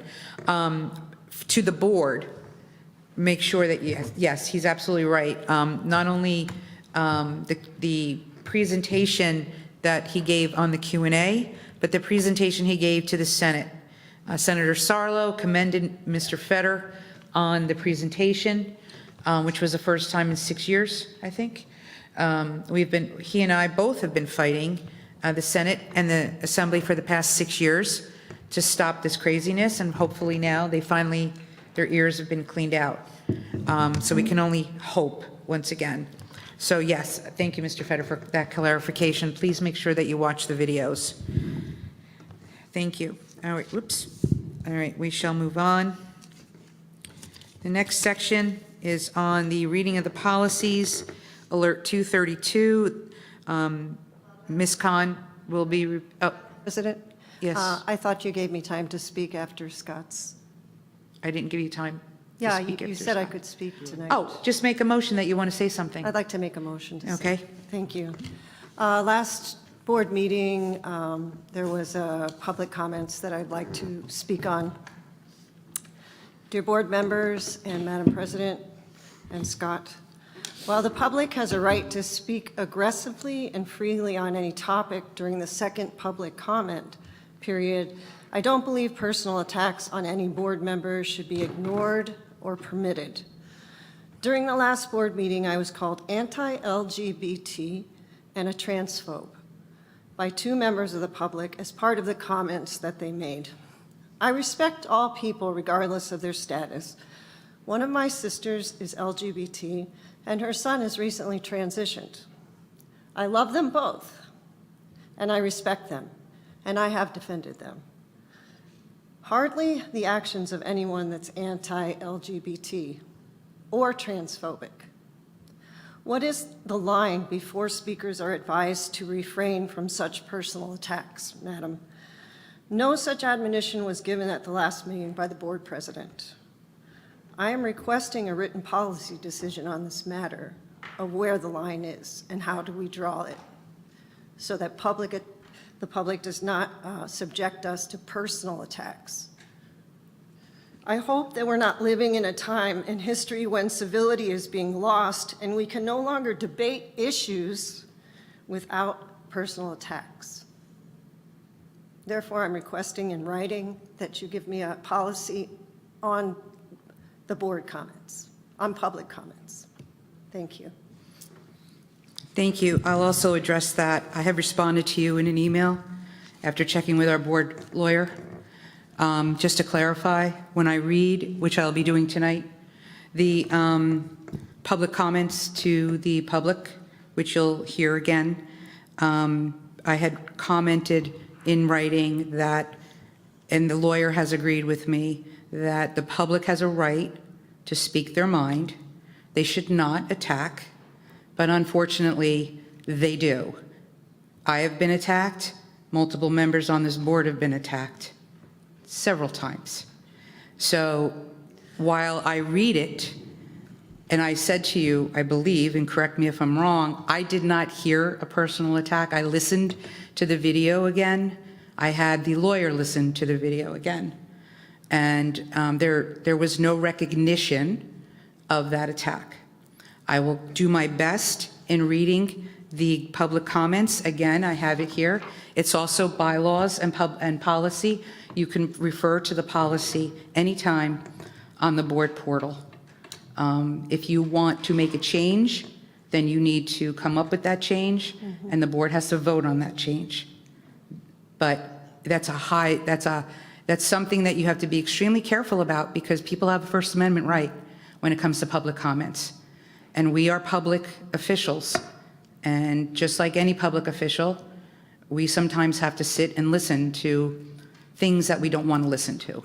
But I have responded to you in an email. It seems to me that if someone on the board was, from the public podium, called a racist, would you not stop that comment? Well, as I said, I'm going to read exactly what the public comments state, that what the board recognizes, and then maybe after that, if you feel that there's something that we're missing, you can send us an email, and we can address it at that time, but now is not the time to address it. Yes.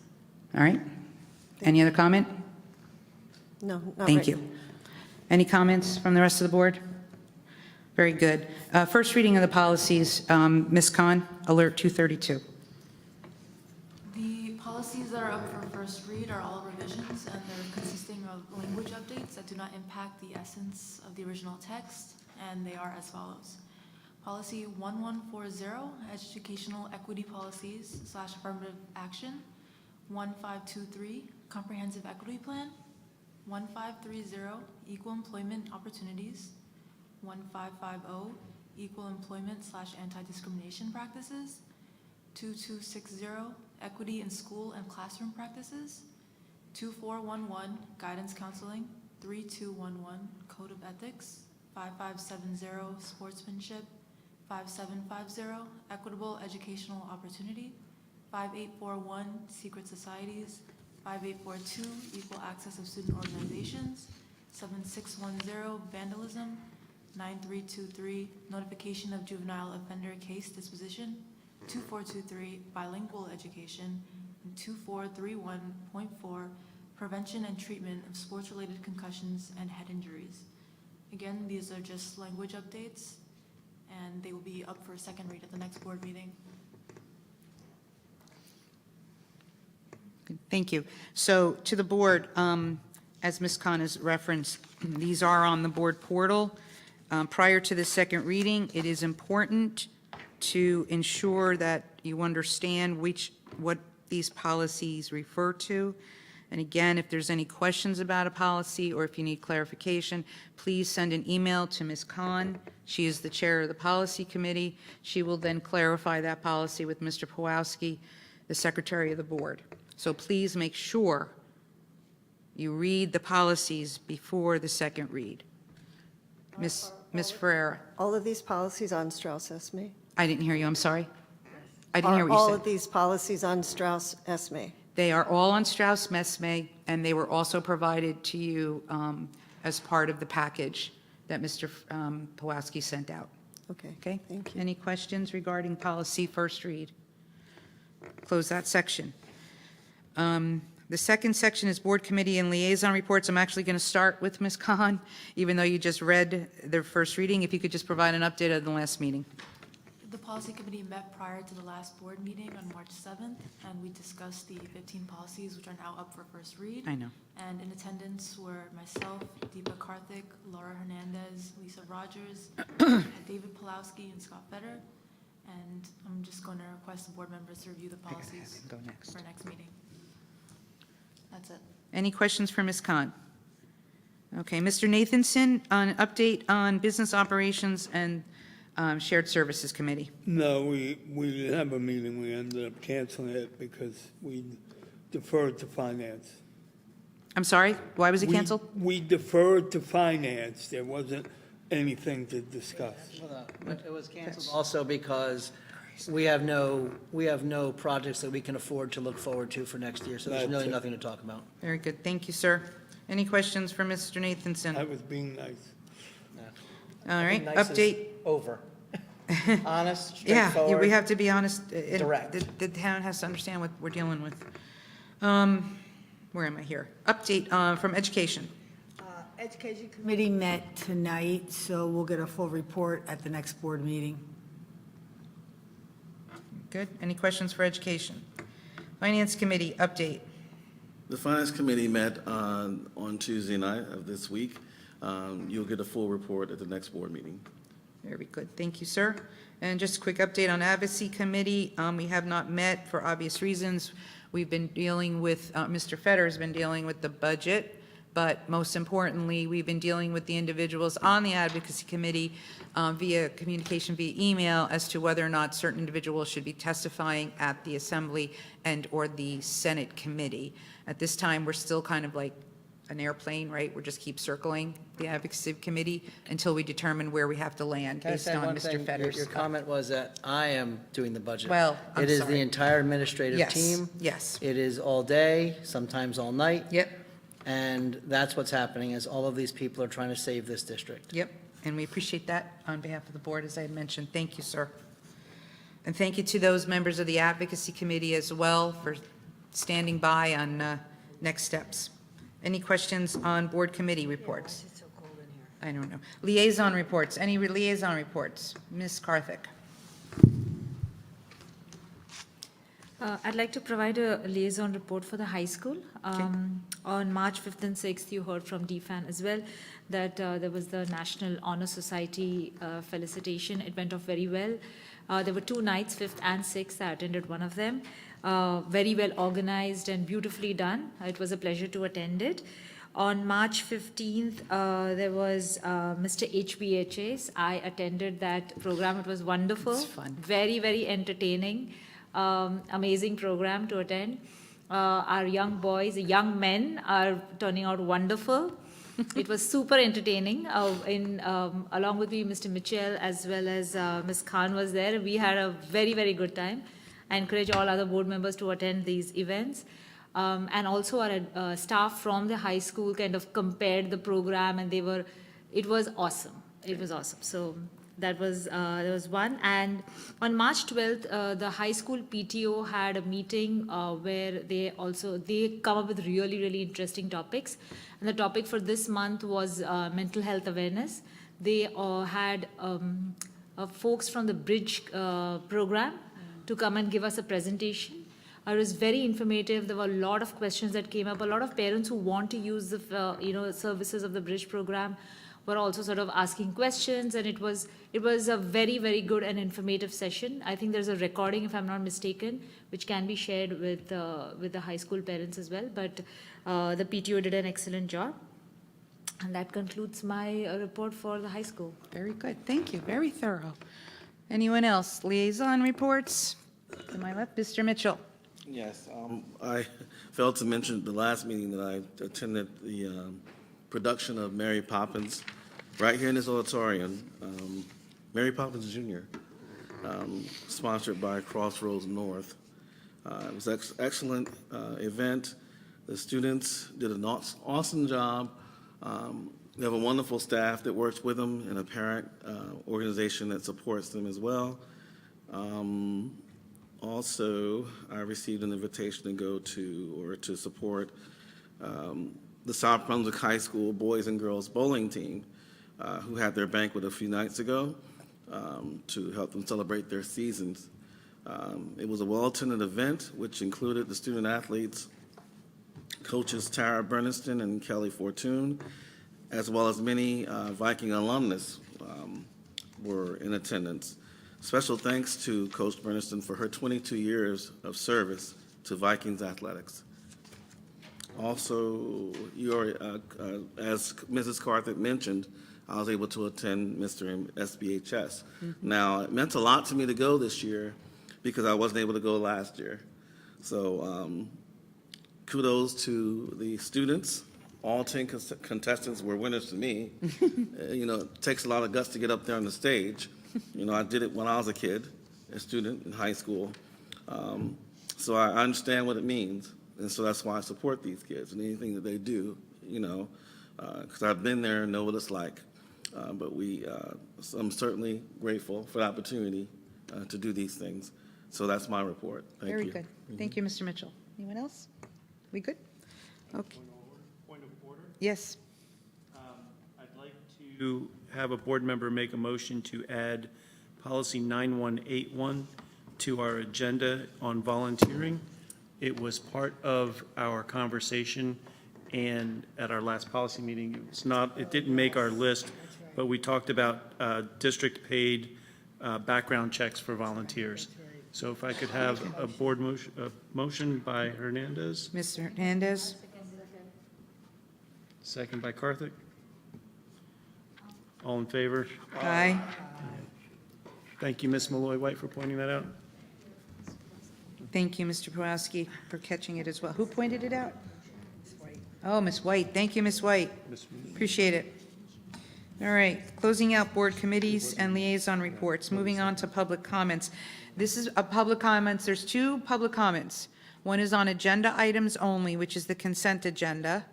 And then the second one is on any topic you want. Okay, so the first one is for consent agenda items only, and I'm looking at the gentleman's because I know that you wanted to speak. You can let them have budget. It was on the agenda. Or budget, yeah. Well, okay, consent or budget, okay?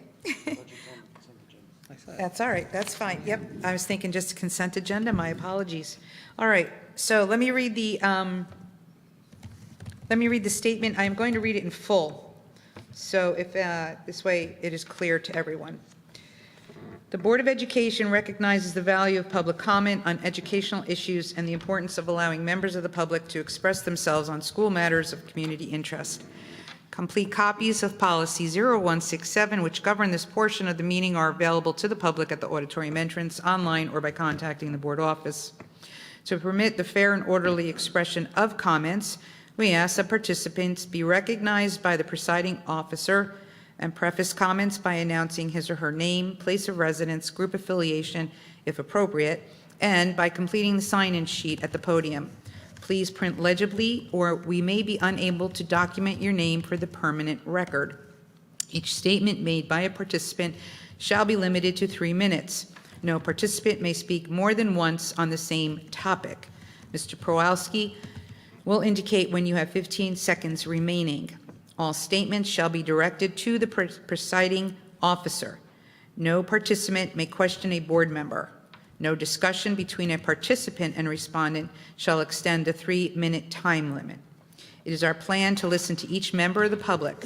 Once all questions and comments from all members of the public are made, the Board of Education may respond or respond via email in the most timely and efficient manner available.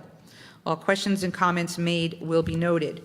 Note that the presiding officer may, 1, interrupt, warn, or terminate a participant's statement when the statement is too lengthy, abusive, obscene, or irrelevant. 2, request any individual to leave the meeting when the person does not observe reasonable decorum. 3, request the assistance of law enforcement officers in the removal of a disorderly person when that person's conduct interferes with the orderly progress of the meeting. Call for a recess. Number 4, call for a recess or an adjournment to another time when the lack of public decorum so interferes with the orderly conduct of the meeting. 5, waive these rules when necessary for the protection of privacy or the efficient administration of the board's business. The first public comment, again, is for consent agenda or any agenda item. There will be a second opportunity for the public to comment on any matter. Mr. Pawlowski, do we have any members of the public who have pre-registered? I have no pre-registrations. Thank you. Are there any audience members who wish to make a public comment? Sir, please approach the podium. State your name, spell your name, print legibly, and just let us know if you, and what part of town you're from, and if you're affiliated with any group. It's a lot of stuff.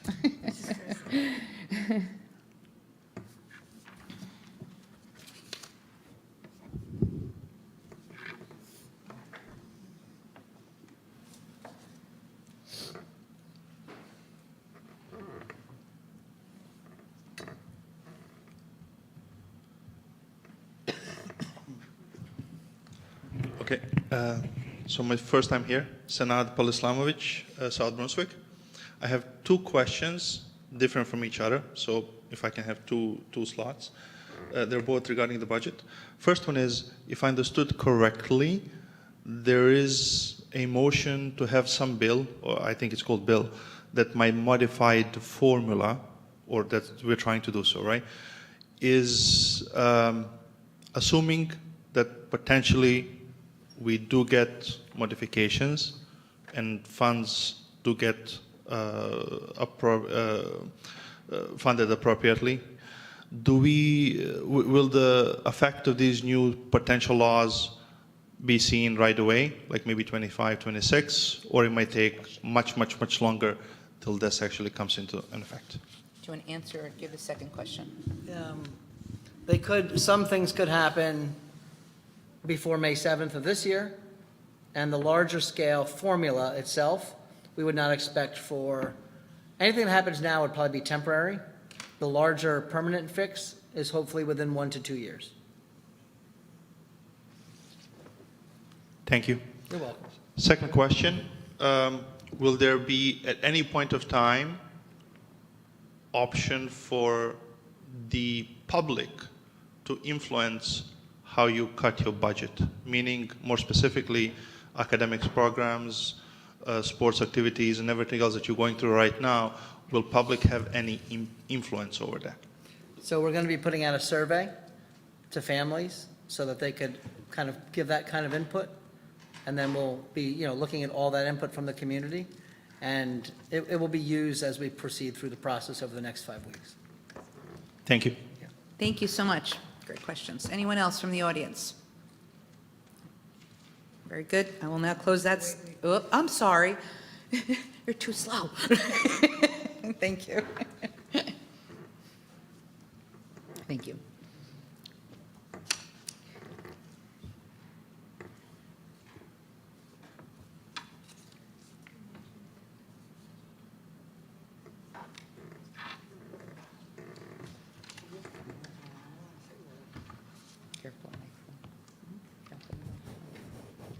Hello, my name is Rajesh Soni. I'm from South Brunswick. So thank you for the presentation and thank you for the opportunity. I think the facts are clear, so we understand there is a hole. What I request the board when they do decide to kind of take a step back and really understand the problem. Raising taxes, yes, will help next year, but we are again going to be in a hole and we will keep raising taxes, keep raising taxes. It's a Band-Aid, really does not attract new people, new enrollment. We just keep getting, it's a very cyclical dependency. Couple of suggestions I have for you guys. We discussed, and it was kind of chatted informally in Scott's presentation last week, but I think we need to take a strategic look. We need to have a study. For example, do we need to consolidate from 5 elementary schools to 4? Anyway, we are raising class sizes. I would rather save a few millions in rent, in a lot of things by consolidating. I know these are hard decisions. I won't tell you which school. There has to be a proper study based on where the population is, how are we going to arrange it, etc., etc. I think by doing something this, we might able to last a little longer than taxes. I do think tax increase is going to happen, but this will at least demonstrate a more strategic move rather than just a short gap measure. Another areas that we can consider and look, and again, it was kind of discussed, some sort of sharing, helping township, seeking help, providing some services. We have a health center, can be extended to township employees. Can they also use it? We will improve our investment, so to speak, in health center, and in return, obviously, seek some services, some support from township. Again, at some point, it's again all the same thing. We have to partner and work together. Other areas, I can list it down in the emails. Electricity is generally the biggest one. I don't know if the lights are on in the school football ground, tennis grounds, tracks. Can we turn it off? Can we install some sensors? I was early this morning to drop my kid. Before the gates were open, I saw all the hallway lights in the school in the south building on. I think we need to look at literally every opportunity to even, this sounds kind of pretty You have 15 seconds. petty, but we really need to look at all of it. And again, I will insist all of the board members, stopgap arrangement is not going to help, just going to get more brickbats, look some strategic options, and that's about it. Thank you. Thank you very much for your comments. All right. Anybody else from the public? Okay, we will now close off that section of the agenda. Next is old business. We already received the budget update and any update on Bill S-2434, but I will ask Mr. Fetter if there's any further information that you want to provide other than what's been provided. Very good. Any questions for Mr. Fetter again on the bill? I'm sorry, on the budget? Oh, Dr. Raj. Just a comment. The budget presentations, the Q&A presentations last week, it was quite extensive and there were a lot of questions asked and answers given. So this is not the first time we saw, and this is not the first opportunity. So I urge the public to go watch the presentations, and you might find the answers right away. Very good. Thank you. Anyone else? Yeah, I want to Mr. tap. I Hernandez. just want to tap a little bit out to her. For those who are watching, shame, shame, shame, shame, shame. Mr. Fetter put together an amazing presentation. I am not good with numbers, and I walked out of there completely understanding what he was talking about. At Constable School, there were board members and 10 people. When we were here last week in this auditorium, the audience was over here. This was all empty. I'm even looking out now. I don't know if the cameras show this. There's 1, 2, 3, 4, 5, 6, 7, 8, 9. Yay, you were here twice. You were here twice. There's 11 people in this auditorium. And when we start making cuts and we start making decisions, and if we have to raise taxes, you guys are all going to yell at us, but nobody took the time to come out and see this.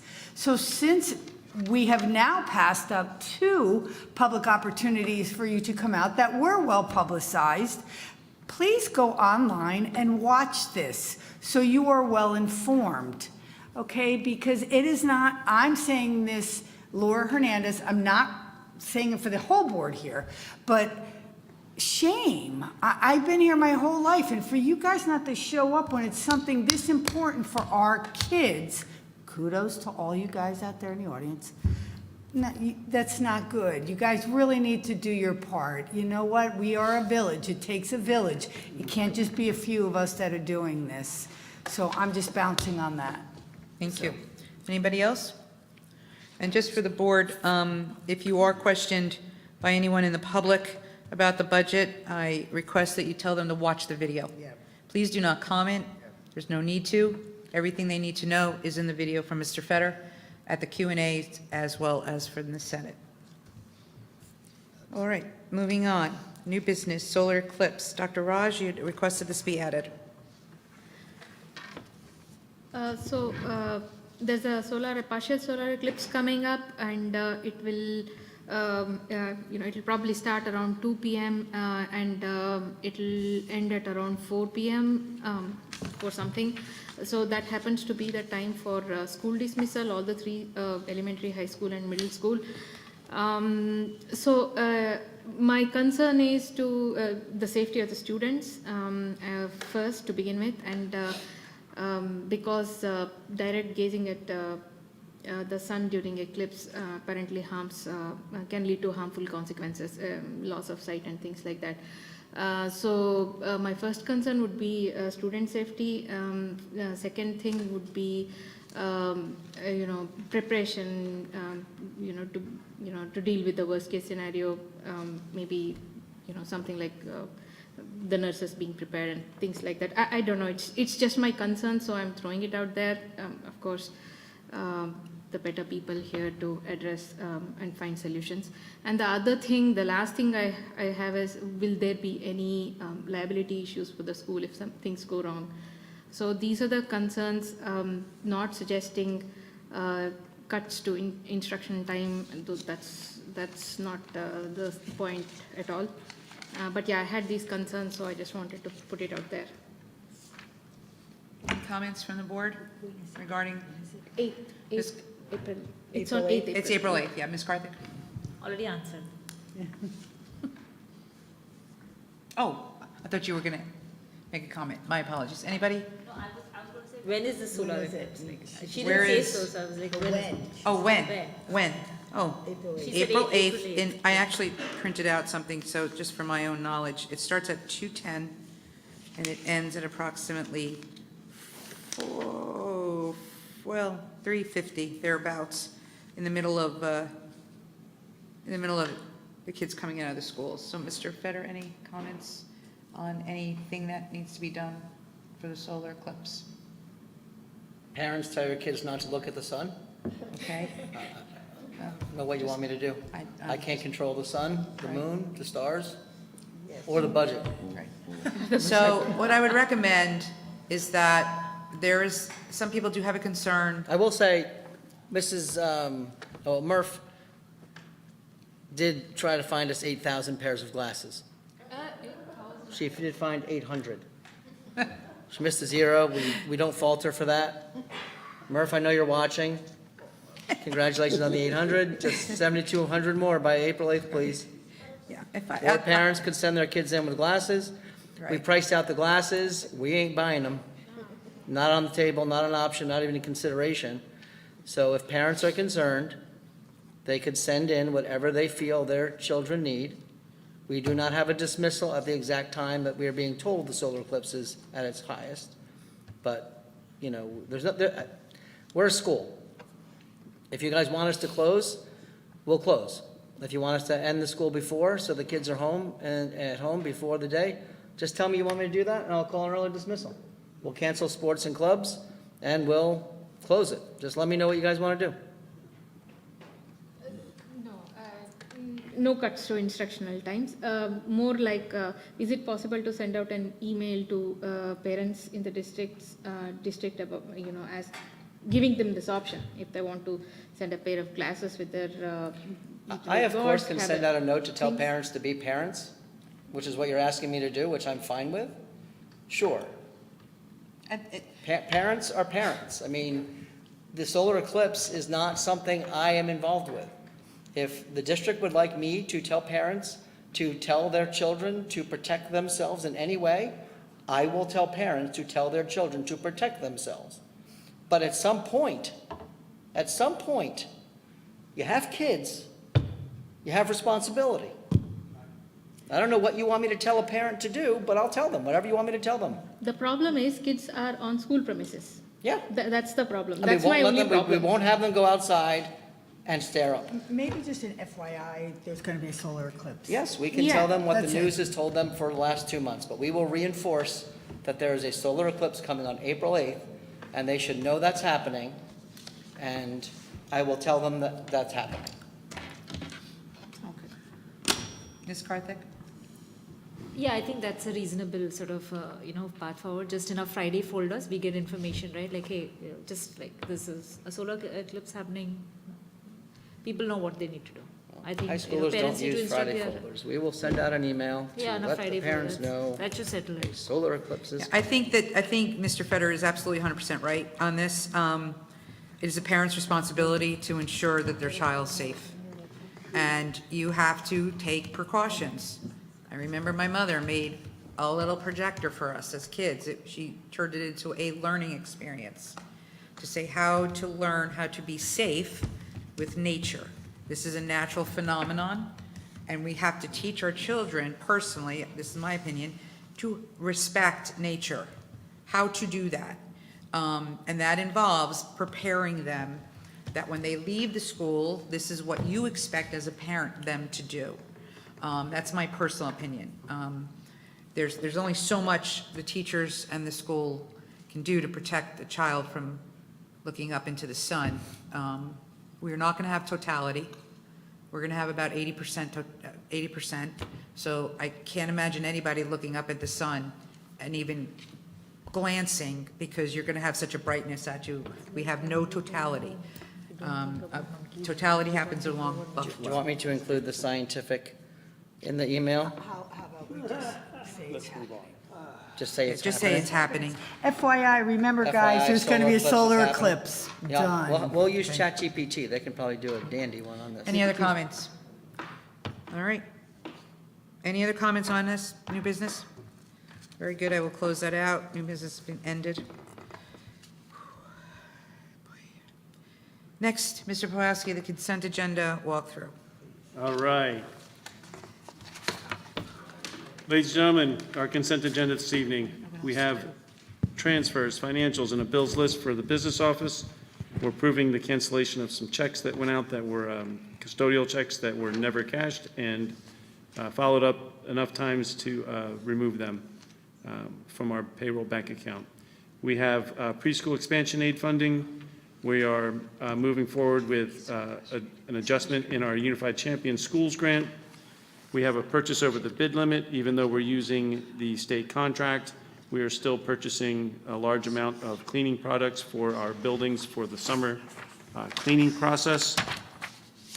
We have a withdrawal from capital reserve for a $429,000 for a roofing project at Cambridge. As I noted in our update, this puts us 2 years behind in our roofing schedule for the district. Due to cuts, we are just not doing the work that's required. We have an appointment of an energy consultant. We are looking to improve our energy usage.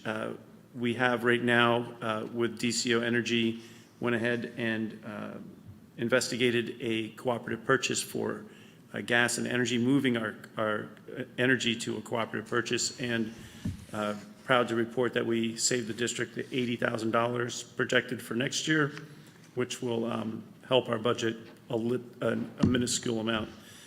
We have a transportation contract. We're approving an in-district tuition adjustment, an out-of-district tuition adjustments. We have a school district budget that you'll be voting on this evening. Just to be clear, our general fund budget, $152 million, which is $6 million less than it was last year at this time. You can see that motion on your consent agenda. We have a Board of Education meeting calendar, student field trips, harassment, intimidation, and bullying reports, and our related travel expenses and reimbursements. And that, ladies and gentlemen, is your consent agenda. Any questions on the consent agenda? Mr. Powski, just a quick question, and my apologies. My point of clarification. What day is the final budget approval? May 7th. 7th. That is a Tuesday. I want everybody to be aware of that. It is a Tuesday, Yep. May 7th, okay? That is when the board will meet regarding the budget on May 7th. Thank you. We flip-flopped to skip to the 9th. Right. Any questions on the consent agenda? Roll call, Mr. Pulaski. I'm sorry. Question. Ms. Karthik. Mr. Pulaski, thank you for walking us through the consent agenda. I have two questions, actually, very quick ones, won't take too long. The first one is on the preschool funding. This question keeps coming back again and again, whether it's part of the K-12 budget. If you can just provide a point of clarification. You will see in your approval of your budget a special revenue fund that went from $6 million last year to $12 million this year. The special revenue fund increase is due to your preschool expansion aid funding, which is part of your Fund 20, a grant fund that is not impacting our operating budget. Thank you. And my second question was regarding the energy consultant. If you can just provide clarification as to what would this energy consultant services do for our district? The energy consultant works hand in hand with our Buildings and Grounds Department to work with anytime we change a system in HVAC, electrical, boilers, heating, cooling, anything that uses energy in our district. Our consultant ensures that whatever we do to those systems meets or exceeds the expectation of the ESIP that we did 7 years ago that we completed, so that we do not hinder our ESIP savings, only improve them from 7 years ago. Thank you. My mistake, sorry, may I have a motion for approval of consent agenda? Mr. Nathanson, second. Ms. Ferreira? Mr. Porowski, roll call. Ms. Julie Ferreira? Accept. Ms. Laura Hernandez? Yes. Mrs. Deepa Karthik? Yes. Ms. Alicia Khan? Yes. Mr. Raja Krishna? Yes. Mr. Mike Mitchell? Yes. Mr. Barry Nathanson? Yes. Dr. Smita Raj? Yes. Mrs. Lisa Rogers? Yes. Motion carries. Thank you, Mr. Porowski. Moving on to the second opportunity for public comment. This is on any topic. Okay. So a reminder to the public, you are reminded of the previous statement that I've made regarding public comment rules of policy 0167. Again, at the podium, state your name, spell your name, and announce your place of residence or your group affiliation. Complete the sign-in sheet, and again, you are limited to 3 minutes. Mr. Pawlowski, do we have any registrations? We do not have any registrations at this time. Thank you. Do we have anyone in the audience to make a public comment? Sir? Here we go. She's got to talk to him because this is getting ridiculous. Now I know. He's just out of control. If we do have people in the public that would like to speak, if you could make your way down to the podium, that would be appropriate at this time. Thank you. Rajesh, you better be nice.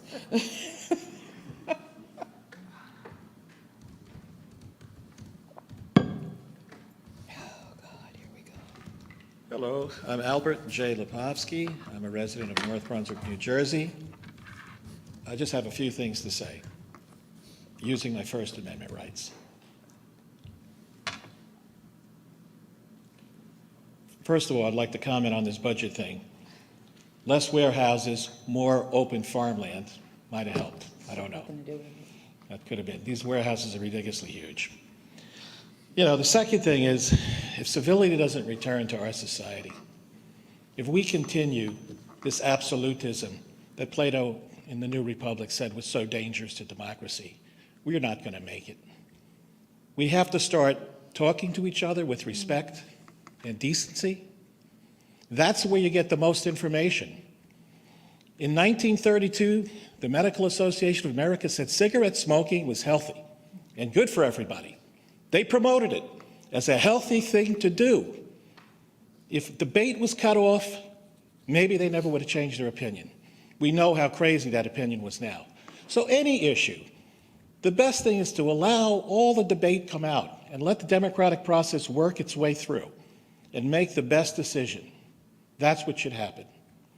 And lastly, I'd just like to be a character witness for Julie Ferrara, board member, wonderful human being, sincere person, treats everybody with incredible respect. I wish everyone in the world treated people like Julie treats people. It would be a great place to be. So it was very disappointing that she had to make that statement tonight. But, you know, like I said, we've got to get some more civil. This has to stop. Maybe you can start in this little school board. I don't know. But if we could just do this, we can return our country to the great place it should be. Thank you. Thank you for your comment. Next. I have signed in, so I'm assuming it's okay. That's okay. All right. Rajesh Soni, South Brunswick resident, no group affiliation. Again, it's a little bit more general, broader comment. I am eager and more than willing to come up with new ideas, suggestions, help in any way possible in my limited capacity. But I'm often challenged with having a little bit less visibility as much as you guys would have, which is understandable. But if there is any way I can understand a little bit more finances of what our expenses are, where it's going, then I probably can have a better recommendation, suggestion.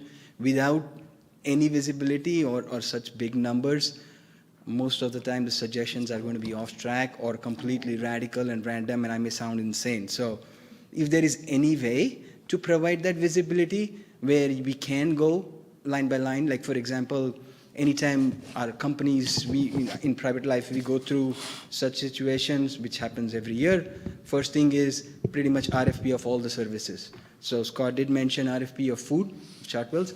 I would literally do every services we have been outside, because year over year, people do get a little complacent, cost keeps rising, and always going outside helps. So, but again, it's more of a general observation. If I do not have the visibility, or I would say anybody, he would be just genius if he just comes and give a recommendation. But without the visibility, I don't think anybody in the public, in the town can help. So if there is an option, I would love to learn more, understand more, and probably be more helpful to the community in general. So thank you.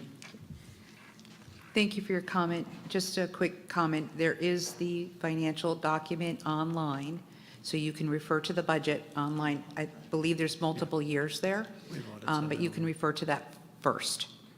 Thank you. Next, oh, sorry.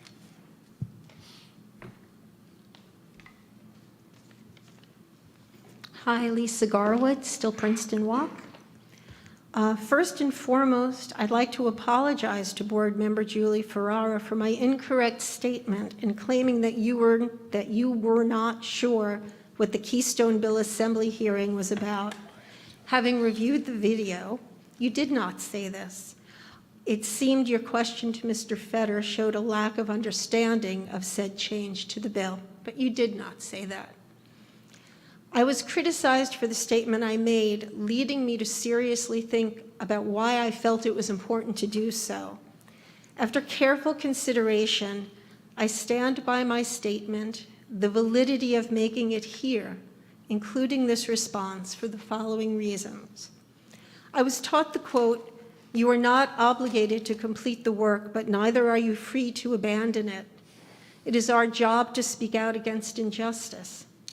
If a teacher, administrator, or any staff member used religious slurs, racial slurs, or any slurs, I assume you would want to know.